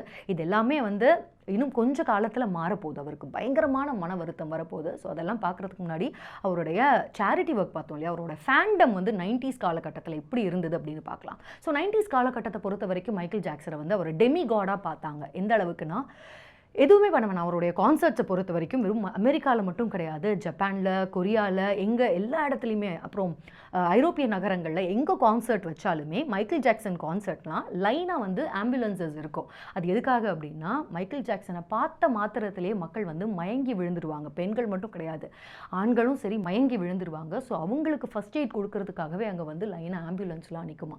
ஸோ அவருடைய ஃபேண்டம் எந்த அளவுக்கு இருந்து அப்படின்னு பார்த்தீங்கன்னா 1993 வந்து ஒரு சூப்பர் போல் ஈவெண்ட் ஒன்று நடந்தது. ஃபுட்பால் மேட்சுக்கு நடுவில் பிரேக் இருக்கும் இல்லையா, ஸோ இந்த பிரேக்குக்கு நடுவில் வந்து ஒரு ஃபில்லர்ஸ் அப்படின்னு சொல்லுவாங்க. ஸோ அந்த இடத்துல வந்து யாராவது ஒருத்தவங்க ஒரு கான்சர்ட் மாதிரி பண்ணுவாங்க, ஒரு இசை கலைஞர்கள். ஸோ அந்த மாதிரி 1993ல் ரோஸ் பவுல் அப்படின்ற இடத்துல அந்த ஸ்டேடியமில் வந்து மைக்கேல் ஜாக்சன் அவர்கள் வந்து அந்த ஃபில்லர் நிகழ்ச்சியை வந்து பண்ண போகிறாரு. அந்த ஹாஃப் டைம் அப்படின்னு சொல்லக்கூடிய அந்த டைமில் பெர்ஃபார்ம் பண்ணணும். ஸோ இதுக்கு வந்து அவர் காசாக எதுவுமே வாங்கிக்கல. அதுக்கு பதிலாக குழந்தைகளுக்கு, இந்த நோயற்ற குழந்தைகளுக்கு இந்த சேரிட்டி ஃபவுண்டேஷன் அப்படின்னு சொன்னேன் இல்லையா, இந்த ஃபவுண்டேஷனுக்கு, தொண்டு நிறுவனத்துக்கு NFL மற்றும் இவங்களோட ஸ்பான்சர் லேஸ் நிறுவனம் ரெண்டும் சேர்ந்து $1,00,000 வந்து நீங்கள் கொடுக்கணும் அப்படின்னு அவர் வந்து பேசி வச்சுட்டு அதற்காக ஒரு ஹாஃப் டைம் பெர்ஃபார்மன்ஸ் வந்து கொடுத்தாரு. இன்றைக்கி வரைக்கும் ஹிஸ்ட்ரியில் அப்படி ஒரு ஹாஃப் டைம் பெர்ஃபார்மன்ஸை இந்த உலகம் வந்து பார்த்ததே கிடையாது. காரணம் என்ன அப்படின்னா, Michael Jackson half time performance தொடங்கின உடனே வந்து நிற்கிறாரு ஸ்டேஜில். அந்த ஸ்டேஜில் மைக்கேல் ஜாக்சன் நின்ன உடனே 90 செகண்ட்ஸ் ஆஃப் சைலன்ஸ் அப்படின்னு சொல்லுவாங்க. அந்த 90 செகண்ட்ஸ், அதாவது 1.5 நிமிஷம் மைக்கேல் ஜாக்சன் எதுவுமே பண்ணலை, சும்மாவே நிற்பார், அப்படியே நகராமல் அப்படியே நின்றுட்டே இருப்பார். கண்ணாடி போட்டிருப்பார். அந்த கண்ணாடியை கழட்டுறதுக்கு 90 செகண்ட்ஸ் ஆகும். ஸோ அவர் அப்படி நின்றுட்டு இருக்கும்போது ஒட்டுமொத்த ஸ்டேடியத்தோட சத்தம், அந்த டெசிபிள் அப்படின்றது இது வரைக்கும் அந்த அளவுக்கு ரெக்கார்டே பண்ணது இல்லையா, அந்த அளவுக்கு வந்து சத்தம், அந்த மக்கள் ஆர்ப்பரிக்கிறாங்க. அத்தனை பேரும் வந்து மயக்கடிச்சு விழுறாங்க. ஒரு பக்கம் பயங்கரமாக வந்து ஒரு யுஃபோரியா, அந்த மாதிரியான ஒரு நன்னிலை அப்படின்னு சொல்லுவாங்க இல்லையா, அதை ஒரே நேரத்தில் அத்தனை 1000 மக்களுக்கு வந்து கடத்தினார் மைக்கேல் ஜாக்சன். எந்த அளவுக்கு அந்த ஹாஃப் டைம் பெர்ஃபார்மன்ஸ் வந்து இன்னைக்கு வரைக்கும் சக்ஸஸ் அப்படின்னா, இன்னைக்கு வரைக்கும் பேசப்படுது அப்படின்னா, இந்த ஒட்டுமொத்த மேட்ச் இருக்கு இல்லையா, இது மொத்த வியூவர்ஷிப்பை விட இந்த ஹாஃப் டைம் அப்படின்றத பெர்ஃபார்மன்ஸ் வந்து பல மடங்கு வியூவர்ஷிப்பை வந்து அந்த காலகட்டத்தில் வந்து கவர்ந்து இருக்கு, டிஆர்பியில் பொறுத்த வரைக்கும். ஸோ இன்னைக்கு வரைக்கும் அது வந்து ஒரு 90 செகண்ட்ஸ் ஆஃப் கோல்டன் சைலன்ஸ் அப்படின்னு சொல்லுவாங்க. ஸோ அந்த மாதிரியான ஒரு ஃபேண்டமோட உச்சத்தில் மைக்கேல் ஜாக்சன் இருந்த காலகட்டம் அது. இப்போ 1993 வந்து எந்த அளவுக்கு அவரோட ஃபேண்டம் இருந்தது அப்படின்னு நம்ம பார்த்தோம். இன்னொரு பக்கம் 1993 தான் வந்து மைக்கேல் ஜாக்சனோட ஒரு வாழ்க்கையில் வந்து பயங்கர ப்ராப்ளமேட்டிக் இயர் அப்படின்னு சொல்லணும். அவருடைய அவமானங்களின் தொடக்க புள்ளி அப்படின்னு சொல்லணும். ஸோ இது நடக்கிறதுக்கு முன்னாடி முக்கியமான ஒரு விஷயம் நடந்தது. முக்கியமான ஒரு நாட்டுக்கு அவர் வந்து விசிட் பண்ணிட்டு வராரு. ஸோ அதை பற்றி பார்க்கலாம். 1993ல் அவர் என்ன பண்ணுறாருன்னா, இஸ்ரேலுக்கு ஒரு டூர் ஒன்று போகிறாரு. ஸோ அப்படி போகும்போது இஸ்ரேலில் வந்து பாலஸ்தீனியர்கள் அங்கே நடத்தப்படுற விதத்தை அவர் வந்து பார்க்குறாரு. மனம் வந்து ஒரு பாடல் ஒன்று எழுதுறாரு. அந்த பாட்டை வந்து ஒரு ஆல்பமாக மாற்றணும் அப்படின்னு முயற்சியும் பண்ணுறாரு. இப்போது அந்த பாட்டில் அவர் என்ன எழுதியிருக்காரு அப்படின்றது தான் வந்து விஷயமே. பாலஸ்தீன் டோன்ட் க்ரை அப்படின்ற அந்த பாட்டு, அதோடைய லிரிக்ஸை வந்து நான் உங்களுக்கு சொல்கிறேன். அவர் என்ன எழுதியிருக்காருன்னு பாருங்கள். அதில் ஜார்டன் நதிக்கரையை பற்றி பேசுகிறார் அவர். ஜார்டன் நதிக்கரை வந்து எந்த அளவுக்கு ரத்தம் தோய்ந்து இருக்குது அப்படின்றத பற்றி பேசுகிறாரு. Bomb shells of flying, bodies multiplying, see the children crying, what are they fighting for? I will pray for you, O Palestine, I will carry you, Palestine, come deep in my heart, I will always love you அப்படின்னு பாலஸ்தீனியர்களுக்கு support பண்ணுற மாதிரி இஸ்ரேலியர்களுக்கு எதிரான ஒரு பாடல் அப்படின்றத விட அங்கே நடந்துட்டு இருக்க போருக்கும் அநீதிக்கும் எதிரான ஒரு பாடல் அது. பாலஸ்தீன் உன்னை நான் இதயத்தில் தாங்குவேன், நீங்கள் வருத்தப்படாதே பாலஸ்தீன், உன்னோடு நான் இருக்கேன் அப்படின்ற மாதிரியான பாடல் இது. கொஞ்சம் யோசிச்சு பாருங்கள், இந்த பாட்டை எழுதுறதுக்கு அவருக்கு மனசில் எவ்வளோ தைரியம் இருந்திருக்கணும். ஏன்னா இப்போது, அதாவது 1993ல் எழுதியிருக்காரு. அப்போது அந்த மனுஷனுக்கு இப்போது 2026ல் இஸ்ரேலை எதிர்த்து அமெரிக்க பிரசிடென்ட் நினச்சாலே அவர் எதுவுமே பண்ண முடியாது. இன்றைக்கி 2026லேயே வந்து அமெரிக்கா கைப்பாவையாக இஸ்ரேலுக்கு இருக்கணும் போது, அந்த காலகட்டத்தில் ஒரு தனி மனிதன் அங்கே இருக்க அநீதிக்கு எதிராக, பாலஸ்தீனுக்கு ஆதரவாக அப்படின்னு சொல்கிறத விட பாதிக்கப்பட்டவர்களுக்கு ஆதரவாக ஒரு பாடல் எழுதுறது அப்படின்றது அதுக்கு அசாத்தியமான ஒரு தைரியமும் கம்பேஷனும் இரக்க குணமும் வேணும் இல்லையா. ஸோ அந்த பாட்டில் அது இருந்தது. For some reasons unknown, obvious reasons, political reasons அந்த பாட்டை வந்து கடைசி வரைக்கும் அவரால் ஆல்பமாக அதை ரிலீஸ் பண்ண முடியல. அதுக்கு சோனி காரணம் அப்படின்னு சொன்னாங்க, சோனி நிறுவனம் காரணம் அப்படின்னு சொன்னாங்க. பட் சோனி நிறுவனம் மட்டும் கிடையாது, அதை தாண்டி நிறைய வந்து அரசியல் காரணங்களும் இருந்தது. அவருடைய வாய் அந்த காலகட்டத்தில் அவருடைய கைகள் வந்து கட்டி போடப்பட்டது. ஆனால் இன்ட்ரெஸ்டிங் இனஃப் இவர் 93ல் இப்படி ஒரு பாட்டு பாலஸ்தீனுக்கு ஆதரவாக எழுதுறாரு. பட் அதை தொடர்ந்து இவர் மேலே வந்து அங்கேருந்து தான் தனிப்பட்ட தாக்குதல்கள், அவர் வாழ்க்கையில் சந்தித்த அவமானங்களோட தொடக்க புள்ளி அப்படின்றதும் இன்ட்ரெஸ்டிங் இனஃப். அது என்ன மாதிரியான டைம்லைன் அப்படின்னு நமக்கு தெரியல. பட் அதே காலகட்டத்தில் தான் வந்து அவருக்கு நடக்குது. இப்போது அதே 1993ல் வந்து ஒரு ஜார்டன் சாண்ட்லர் அப்படின்ற ஒரு 13 வயசு பையன் இவர் மேலே, மைக்கேல் ஜாக்சன் மேலே ஒரு பாலியல் குற்றச்சாட்டு அப்படின்றத பகிரங்கமாக சுமத்துறாரு. இப்போது இன்ட்ரெஸ்டிங் இனஃப் இந்த சின்ன பையன் வந்து அந்த பாலியல் குற்றச்சாட்டு வந்து மைக்கேல் ஜாக்சன் மேலே சொன்னார் இல்லையா. அவர் என்ன சொல்கிறாருன்னா, நெவர்லேண்ட் அந்த ரேஞ்சில் நான் சொன்னேன் இல்லையா ஆரம்பத்தில், அந்த குழந்தைகளெல்லாம் கூட்டிகிட்டு வந்து மைக்கேல் ஜாக்சன் வந்து டைம் ஸ்பெண்ட் பண்ணுவாருன்னு, அந்த காலகட்டத்தில் என்னிடம் தவறாக நடந்து கொண்டார் அப்படின்னு அந்த சின்ன பையன் சொல்கிறாரு. சின்ன பையனோட அப்பாவும் இந்த சின்ன பையன் சொன்ன ஒரு வார்த்தை பெசகாமல் அதே மாதிரி 2 பேரும் சொல்கிறாங்க. பட் அவங்களுடைய அம்மா, அந்த பையனுடைய அம்மா வந்து இல்லவே இல்லை, அப்படிலாம் மைக்கேல் ஜாக்சன் என்கிட்ட நடந்துக்கவே இல்லை, நானும் என் பையனும் தான் போயிருந்தோம், அந்த காலகட்டத்தில் அவர் ரொம்ப அன்பாக நடந்துக்கிட்டாரு அப்படின்னு மறுக்கிறாங்க. பட் என்ன நடந்ததோ தெரியல, அவங்கள என்ன சொல்லி கன்வின்ஸ் பண்ணாங்களோ தெரியல, கொஞ்ச நாள்லயே இல்லவே இல்லை அப்படின்னு சொன்னவங்க ஆமா இப்படி தான் நடந்தது அப்படின்னு மறுபடியும் அப்பாவும் பையனும் சொல்கிறதே இவங்களும் வந்து அச்சு பெசகாமல் சொல்லி கொடுத்த மாதிரி சொல்கிறாங்க. இப்போ இதே காலகட்டத்தில் ஜாக்சனுடைய அக்கா, ஜாக்சனுக்கு இன்னும் கஷ்டத்தை கொடுத்தது, அவருடைய குடும்பத்திலிருந்தே ஜாக்சனுக்கு எதிராக ஒரு இன்டர்வியூ கொடுக்கப்பட்டது. அது யாருன்னா அவங்களுடைய பெரிய அக்கா லட்டோயா ஜாக்சன் அப்படின்னு. அவங்க என்ன சொல்கிறாங்கன்னா, அந்த காலகட்டத்தில் என்னுடைய தம்பி வந்து அப்படி செஞ்சுருக்கக்கூடும், எனக்கு அவரை பற்றி தெரியும் அப்படின்ற மாதிரி சொல்கிறாங்க. பட் அந்த காலகட்டத்தில் அவங்க கொடுத்த இன்டர்வியூ, அதுக்கு பிறகு ஜாக்சனுடைய காலத்துக்கு அப்புறமா அவங்க வந்து தன்னுடைய அந்த டைமில் அவருடைய எக்ஸ் ஹஸ்பண்ட் வந்து தன்னை துன்புறுத்தியதாகவும் அடித்து துன்புறுத்தினார், அதனால நான் வேறு வழி இல்லாமல் தப்பான ஒரு குற்றச்சாட்டை என் தம்பி மேலே நான் சொல்லிட்டேன் அப்படின்னு. அதுக்கப்புறமா அவங்க வந்து மனம் வருந்தி மன்னிப்பெல்லாம் கேட்டாலும் அந்த காலகட்டத்தில் தன்னுடைய சொந்த குடும்பத்திலிருந்து ஒருத்தர் இந்த மாதிரியான ஒரு இன்டர்வியூ கொடுத்தது மைக்கேல் ஜாக்சனுக்கு வந்து சொல்ல முடியாத அளவுக்கு துன்பத்தை கொடுத்துச்சு. தன்னுடைய அக்காவே தன்னை பற்றி இந்த மாதிரி பேசிட்டாங்க அப்படின்ற வருத்தம் ஒரு பக்கம் இருந்தாலும், இன்னொரு பக்கம் இந்த கேஸை பொறுத்த வரைக்கும் அந்த பையன் கொடுத்த அந்த அங்க அடையாளங்கள் இருக்கு இல்லையா, ஸோ அதெல்லாம் உண்மைதானா, அந்த பையனோட கம்ப்ளைண்ட் உண்மைதானா அப்படின்னு வந்து டபுள் செக் பண்ணுற விதமாக மைக்கேல் ஜாக்சனை வந்து ஸ்ட்ரிப் பண்ணி அவருடைய அங்க அடையாளங்களை செக் பண்ணாங்க. ஸோ ஒரு டெமிகாட் ஸ்டேட்டஸில் இருந்த ஒரு மனுஷனை இந்த மாதிரி திடீர்னு இந்த ஒரு புகாரை சொல்லி இதன் மூலமாக அவர் ஸ்ட்ரிப் பண்ணது அப்படின்றது அவருக்கு வெளியில் சொல்ல முடியாத அளவுக்கு அவமானத்தை வந்து கொண்டு வந்தது. இது அதிகமாகவே அவரை வந்து மனதளவில் பாதிச்சது.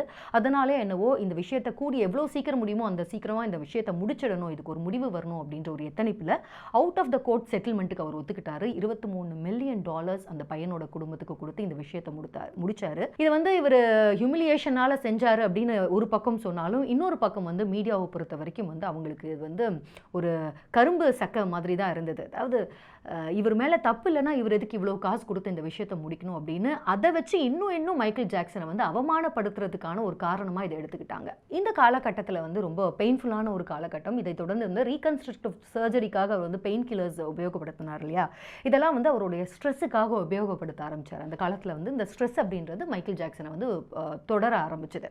ஸோ அதன் காரணமாக அவரால் வந்து அவர் டேஞ்சரஸ் பிளான் எல்லாம் வச்சுருந்தார், அந்த டூர்லாம் போகணும் அப்படின்னு. அந்த டூர் பிளானை வந்து கேன்சல் பண்ணுறாரு.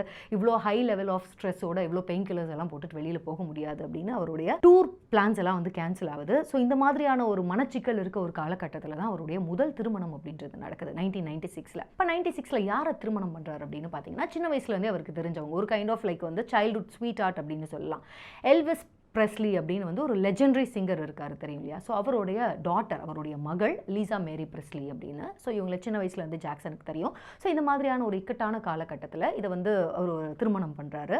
இதை அவர் கிரிட்டிசைஸ் பண்ணுறவங்க வந்து இது ஒரு கவர் அப், இது வந்து இவர் நடத்தின இந்த பாலியல் குற்றங்களெல்லாம் வந்து கவர் அப் பண்ணுறதுக்காக தான் இப்படி ஒரு திருமணமே வந்து பண்ணுறாரு, மற்றபடி இவருக்கு திருமணத்துலலாம் இன்ட்ரெஸ்ட் இல்லை அப்படின்னுலாம் வந்து அதையும் நிறைய பேர் இந்த மாதிரி எழுதினாங்க.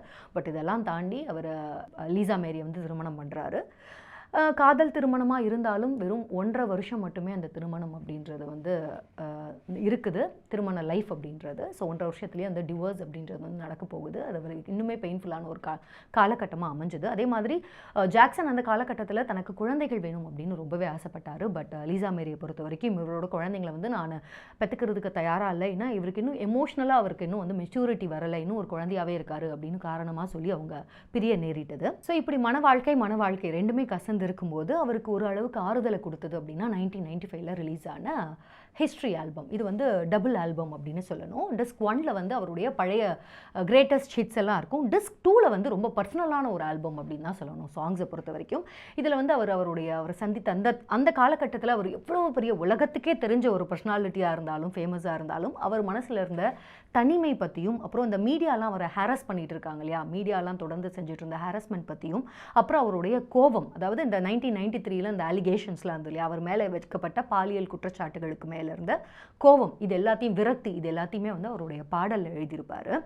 ஸோ அது இல்லாமல் அவர் வந்து ஏர்த் சாங் அப்படின்னு ஒன்று எழுதியிருப்பார். இவ்வளோ கஷ்டத்துக்கு நடுவுலையும் இந்த சுற்றுச்சூழலை நம்ம வந்து பாதுகாக்க வேண்டிய, இந்த உலகத்தை வந்து இந்த மனுஷங்க தான் பாதுகாக்கணும் அப்படின்றத பற்றியும் அதை பற்றியும் எழுதியிருப்பார் அவருடைய கோவத்தோடு சேர்ந்து. ஸோ இதில் வந்து they don't care about us அப்படின்றது இன்னைக்கு வரைக்குமே ரொம்ப நோட்டபுளான ஒரு பாட்டு. இன்னைக்கு வரைக்கும் அதோட பீட் மட்டும்தான் வந்து நம்ம ரொம்ப என்ஜாய் பண்ணி கேட்டிருப்போம். பட் அதில் இருக்க லிரிக்ஸ் அப்படின்றது எவ்வளோ டீப் அப்படின்றது கொஞ்சம் நம்ம நிறுத்தி அதை கேட்டால் மட்டும்தான் தெரியும். இன்ஃபேக்ட் வந்து அந்த ஆரம்பத்தில் ஒரு ஃபர்ஸ்ட் வெர்ஷனாக அந்த பாட்டு தே டோன்ட் கேர் அபவுட் அஸ்ல வந்து எழுதுனது அப்படின்றது ரொம்ப ரொம்ப சர்ச்சையான ஒரு லிரிக்ஸாகவும் இருந்தது. எடுக்கப்பட்ட இடம் ஒரு பக்கம், நான் சொன்னேன் இல்லையா பிரேசிலில் எடுத்தாங்க அப்படின்னு சொன்னேன் இல்லையா, ஸோ எடுக்கப்பட்ட இடம் ஓரளவு சர்ச்சையை சந்திச்சுது அப்படின்னு பார்த்தீங்கன்னா, இதுக்காக அவர் எழுதின லிரிக்ஸ் வந்து அதை விட பயங்கரமான ஒரு சர்ச்சையை சந்திச்சுது.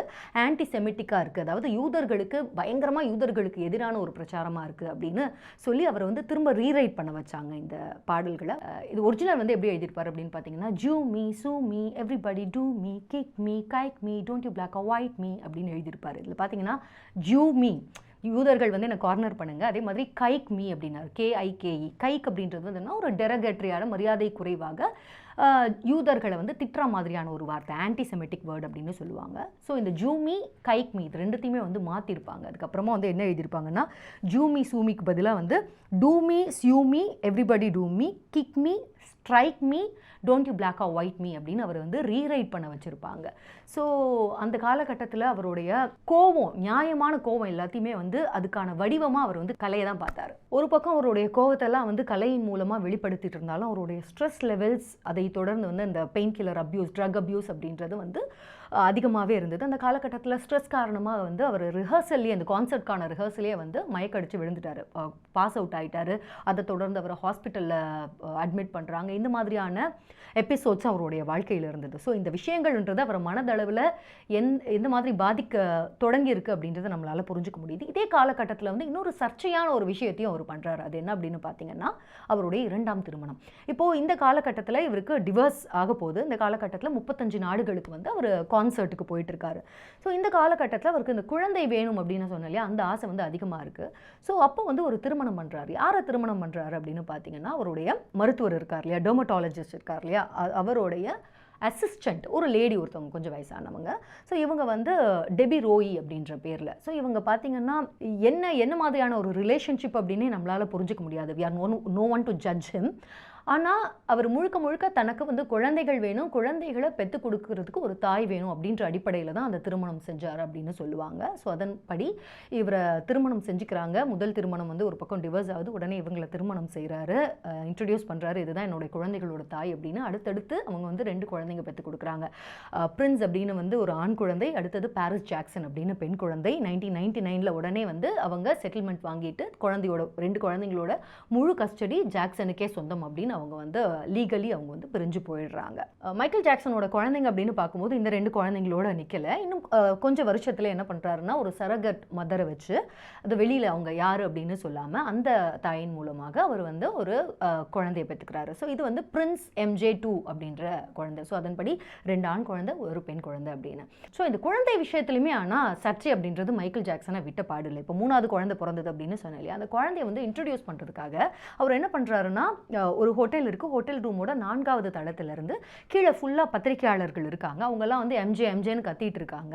ஸோ அந்த குழந்தையை காட்டணும் அப்படின்றதுக்காக மைக்கேல் ஜாக்சன் என்ன பண்ணுறாருன்னா, அந்த குழந்தைய வந்து வெளியில் பால்கனிக்கு வெளியில், அது கம்பிகள்லாம் எதுவுமே இல்லாத பால்கனிக்கு வெளியிலேருந்து டக்குன்னு வெளியில் எடுத்து இப்படி தூக்கி இப்படி காட்டுறாரு.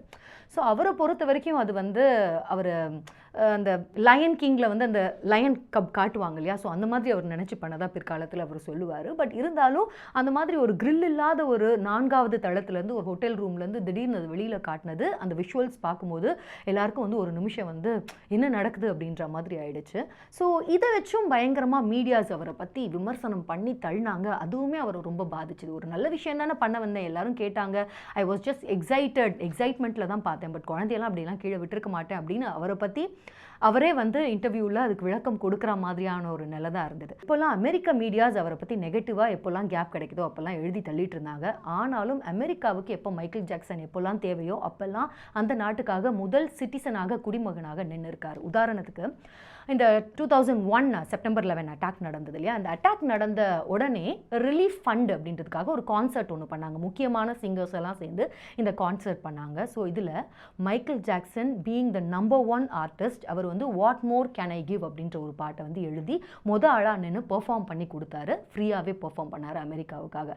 அது மட்டும் இல்லை, கிளின்டனுடைய காலகட்டத்தில் 2.5 மில்லியன் அமெரிக்க டாலர்ஸ் வந்து அவர் கான்சர்ட் பண்ணி அவர் சேர்த்து கொடுத்துருக்காரு. எதுக்காகன்னா, அமெரிக்கர்கள் வந்து வாக்கு வாக்களிப்பதை ஊக்குவிக்கணும் அப்படின்றதுக்காக $2.5 மில்லியன் வரைக்கும் அவர் வந்து இந்த கான்சர்ட் மூலமாக அவர் ரைஸ் பண்ணி கொடுத்துருக்காரு. ஸோ மைக்கேல் ஜாக்சன் வந்து என்னதான் தொடர்ந்து மீடியாஸ், அமெரிக்க மீடியாஸ் எல்லாம் அவரை பற்றி வந்து தொடர்ந்து வருத்தம் அடைகிற மாதிரி அவரை போட்டு மோசமாக எழுதிட்டு இருந்தாலும், இன்னொரு பக்கம் அவர் நல்லது செய்கிறது அப்படின்றத செஞ்சுக்கிட்டே இருந்தார். எந்த அளவுக்குன்னா கின்னஸ் வேர்ல்ட் ரெக்கார்ட்ஸ் அப்படின்னு சொன்னோம் இல்லையா, ஸோ கின்னஸ் வேர்ல்ட் ரெக்கார்டே இவர் வந்து மொத்தமாக 39 ஆர்கனைசேஷனுக்கு பல காலகட்டங்களில் அவர் செஞ்ச தொண்டு செயல்கள் எல்லாத்தையும் சேர்த்து அதை கௌரவிக்கும் விதமாக அவருக்கு வந்து ஒரு அவார்டும் கொடுத்தாங்க. ஸோ அவருடைய சேரிட்டி அப்படின்றது அவருடைய பர்சனல் வாழ்க்கையில் அவர் சந்தித்த சிக்கல்களும் விமர்சனங்களும் நிதி சிக்கல்களும் அவரோட தொண்டு அப்படின்றது வந்து நிறுத்தவே இல்லை, அதை செஞ்சுக்கிட்டே தான் இருந்தார். ஸோ மைக்கேல் ஜாக்சனோட வாழ்க்கை, ப்ரொஃபஷனல் வாழ்க்கை அப்படின்னு எடுக்கும்போது அதில் வந்து 2002 அவருக்கு சோனி கம்பெனியோட நடந்த ரிஃப்ட் அப்படின்றது ஒரு சிக்கல், மோதல் அப்படின்றது ரொம்ப முக்கியமானதாக பார்க்கப்படுது. ஏன்னா அது அவர் வந்து இது வரைக்கும் அவர் பார்க்காத ஒரு மைக்கேல் ஜாக்சனை வந்து அந்த காலகட்டத்தில் வந்து பார்க்க முடிஞ்சது. இன்ஃபேக்ட் அவர் ஒரு இன்டர்வியூவில் ஒரு தனி மனிதரை வந்து யாரை பற்றியுமே பெருசாக குறை கூறாத மைக்கேல் ஜாக்சன் ஒரு இன்டர்வியூவில் சோனி நிறுவனத்தோட சேர்மன் டாமி மொட்டோலாவை வந்து அவர் வந்து ஒரு ரேசிஸ்ட், ஒரு இனவெறியர், வெரி வெரி வெரி டெவிலிஷ், அப்புறம் கருப்பின ஆர்டிஸ்ட் இருக்காங்களே அவங்களெல்லாம் எக்ஸ்ப்ளாய்ட் பண்ணக்கூடியவர் அப்படின்னு பகிரங்கமாக குற்றச்சாட்டை வந்து அவர் நிறுத்தியிருப்பார். அதே மாதிரி சோனியோட அவருக்கு வந்து உரிமைகள் சம்பந்தமாக வந்து ஒரு பெரிய ரிஃப்ட் ஒன்று நடந்தது. ஸோ இது ஒரு பெரிய லீகல் பேட்டில் அப்படின்னு தான் சொல்லணும். ஏன்னா ஒரு தனி மனிதன் விசஸ் சோனி அப்படின்ற மிகப்பெரிய கம்பெனி. ஸோ அதோட நடந்ததுல நிறைய அவர் வந்து காசு செலவு பண்ண வேண்டியிருந்தது, நிறைய மன உளைச்சலுக்கு ஆளாக வேண்டியிருந்தது, நிறைய வந்து அவரை பற்றி கெட்ட விஷயமா எழுதுறதுக்கு மீடியாவுக்கு வந்து அவங்க வெளியிலேருந்து நிறைய பே பண்ணாங்க சோனி. ஸோ அதெல்லாம் அவர் வந்து டீல் பண்ணுற மாதிரி இருந்தது. இருந்தாலும் அவர் வந்து பீட்டில்ஸ் உள்ளிட்ட முக்கியமான ஆர்டிஸ்டோட ரைட்ஸ், ஆல்பம் ரைட்ஸ்லாம் வந்து ஒரு வாங்கி மிகப்பெரிய ஒரு லைப்ரரியை வந்து அவர் எம்ஜே வைக்கிறதுக்கு காரணமாகவும் அந்த பிரச்சனை இருந்தது. இப்போ வருஷம் 2003 அடுத்த பெரிய பிரச்சனையை மைக்கேல் ஜாக்சன் சந்திக்க போதார். இதுக்கு காரணம் என்ன அப்படின்னு பார்த்தீங்கன்னா ஒரு டாக்குமெண்ட்ரி. இப்போ பிரிட்டிஷ் டாக்குமெண்ட்ரி ஃபில்ம் மேக்கர் ஒருத்தர் வராரு. ஸோ இவர் வந்து மார்டின் பஷீர் அப்படின்ற பேரில். ஸோ இவர் என்ன சொல்கிறாருன்னா, உங்களுடைய வாழ்க்கையை நாங்கள் கூட இருந்து உங்கள் கூடவே சில மாதம் தங்கியிருந்து அதை வந்து நாங்கள் ஆவண படமாக்க விரும்புகிறோம் அப்படின்னு. இதுக்கு வந்து ஒரு மைக்கேல் ஜாக்சன் முழு ஒத்துழைப்பு கொடுக்குறாரு. பட் இதிலிருந்து ஒரு பிரச்சனை வருது. அதுக்கு காரணம் இந்த டாக்குமெண்ட்ரி சித்தரிக்கப்பட்ட விதம். இப்போ மைக்கேல் ஜாக்சனை பொறுத்த வரைக்கும் அவருடைய வாழ்க்கையை வந்து இவங்களுக்கு வந்து ஓப்பனாக காட்டுறாரு. நெதர்லாண்டில் வந்து அவருடைய பழக்க வழக்கங்கள், லைஃப் ஸ்டைல் எப்படி இருக்குது எல்லாத்தையுமே வந்து அவர் வந்து ரொம்ப ஆசையாக அதை பற்றிலாம் பேசுகிறாரு. இப்போது இந்த கான்வர்சேஷனுக்கு ஒரு பகுதியாக அந்த மார்டின் பஷீர் ஜேர்னலிஸ்ட் வந்து குழந்தைங்களோட உங்களோட இன்ட்ராக்ஷன் பற்றி சொல்லுங்கள் அப்படின்னு பேசும்போது பயங்கர எக்ஸைட்டடோடவும் ஒரு இன்னசென்ஸோடவும் மைக்கேல் ஜாக்சன் வந்து அவங்கள எனக்கு ரொம்ப பிடிக்கும். இன்ஃபேக்ட் 1993 ஒரு என் மேலே குற்றச்சாட்டுலாம் வந்தது இல்லையா, அதுக்கு பிறகும் கூட நான் இன்னமும் வந்து குழந்தைங்களோட இன்னமும் தங்குறேன், நான் ஒன்றா தான் தூங்குறேன் அவங்களோடலாம், எனக்கு அது ரொம்ப சந்தோஷத்தை கொடுக்கும், அவங்களோட டைம் ஸ்பெண்ட் பண்ணும்போது நானாக உணர்றேன் அப்படின்ட்டுலாம் வந்து அவரோட ஸ்டைலில் இன்னசென்ட்டாக பேசியிருப்பார். ஆனால் இது சித்தரிக்கப்பட்ட விதம் அப்படின்றது ரொம்பவே கான்ட்ரவர்ஷியலாக இருந்தது. ஏன்னா நீங்கள் ஒன்றா தூங்குவீங்களா அவங்களோட ஒரு படுக்கையில் ஷேர் பண்ணுவீங்களா அப்படின்னு கேட்கும்போது அதுக்கு மைக்கேல் ஜாக்சன் வந்து இதில் என்ன தப்பு இருக்குது, don't you think it is the best thing to do to show your love அப்படின்னு கேட்டிருப்பாரு. ஸோ இது வந்து இட் டிட்ன்ட் கோ வெல் அப்படின்னு தான் சொல்லணும். ஏன்னா அமெரிக்கர்கள் வெஸ்டர்ன் மக்களை பொறுத்த வரைக்கும், மேற்கு உலக மக்களை பொறுத்த வரைக்கும் தங்களுடைய தாம் பெற்ற குழந்தையோடவே அவங்க வந்து ஒரே படுக்கையில் வந்து படுக்க மாட்டாங்க, அதுவே கூடாது அப்படின்னும் போது எங்கேருந்தோ வர குழந்தைங்களோட ஒரு பெட்டில் வந்து நான் படுப்பேன், அன்பின் காரணமாக அவர் வந்து நான் வந்து பெட்டை ஷேர் பண்ணிப்பேன் அப்படின்னு சொன்னது என்னவோ வந்து அவ்வளோ அது ஒரு பாசிட்டிவான நோட்டில் வந்து எடுத்துக்கொள்ளப்படலை. மறுபடியும் இவர் மேலே வந்து ரொம்ப நெகட்டிவான விமர்சனங்கள், சர்ச்சைகள் வந்து சூழ தொடங்குது. அதை தொடர்ந்து அமெரிக்காவில் சாண்டா பார்பரா போலீஸார் மைக்கேல் ஜாக்சன் மேலே இந்த ஆவணப்படம் வெளியான உடனே நிறைய கொந்தளிப்புகள், அதை தொடர்ந்து வந்து இவர் மேலே வழக்கு பதிவு செய்கிறாங்க.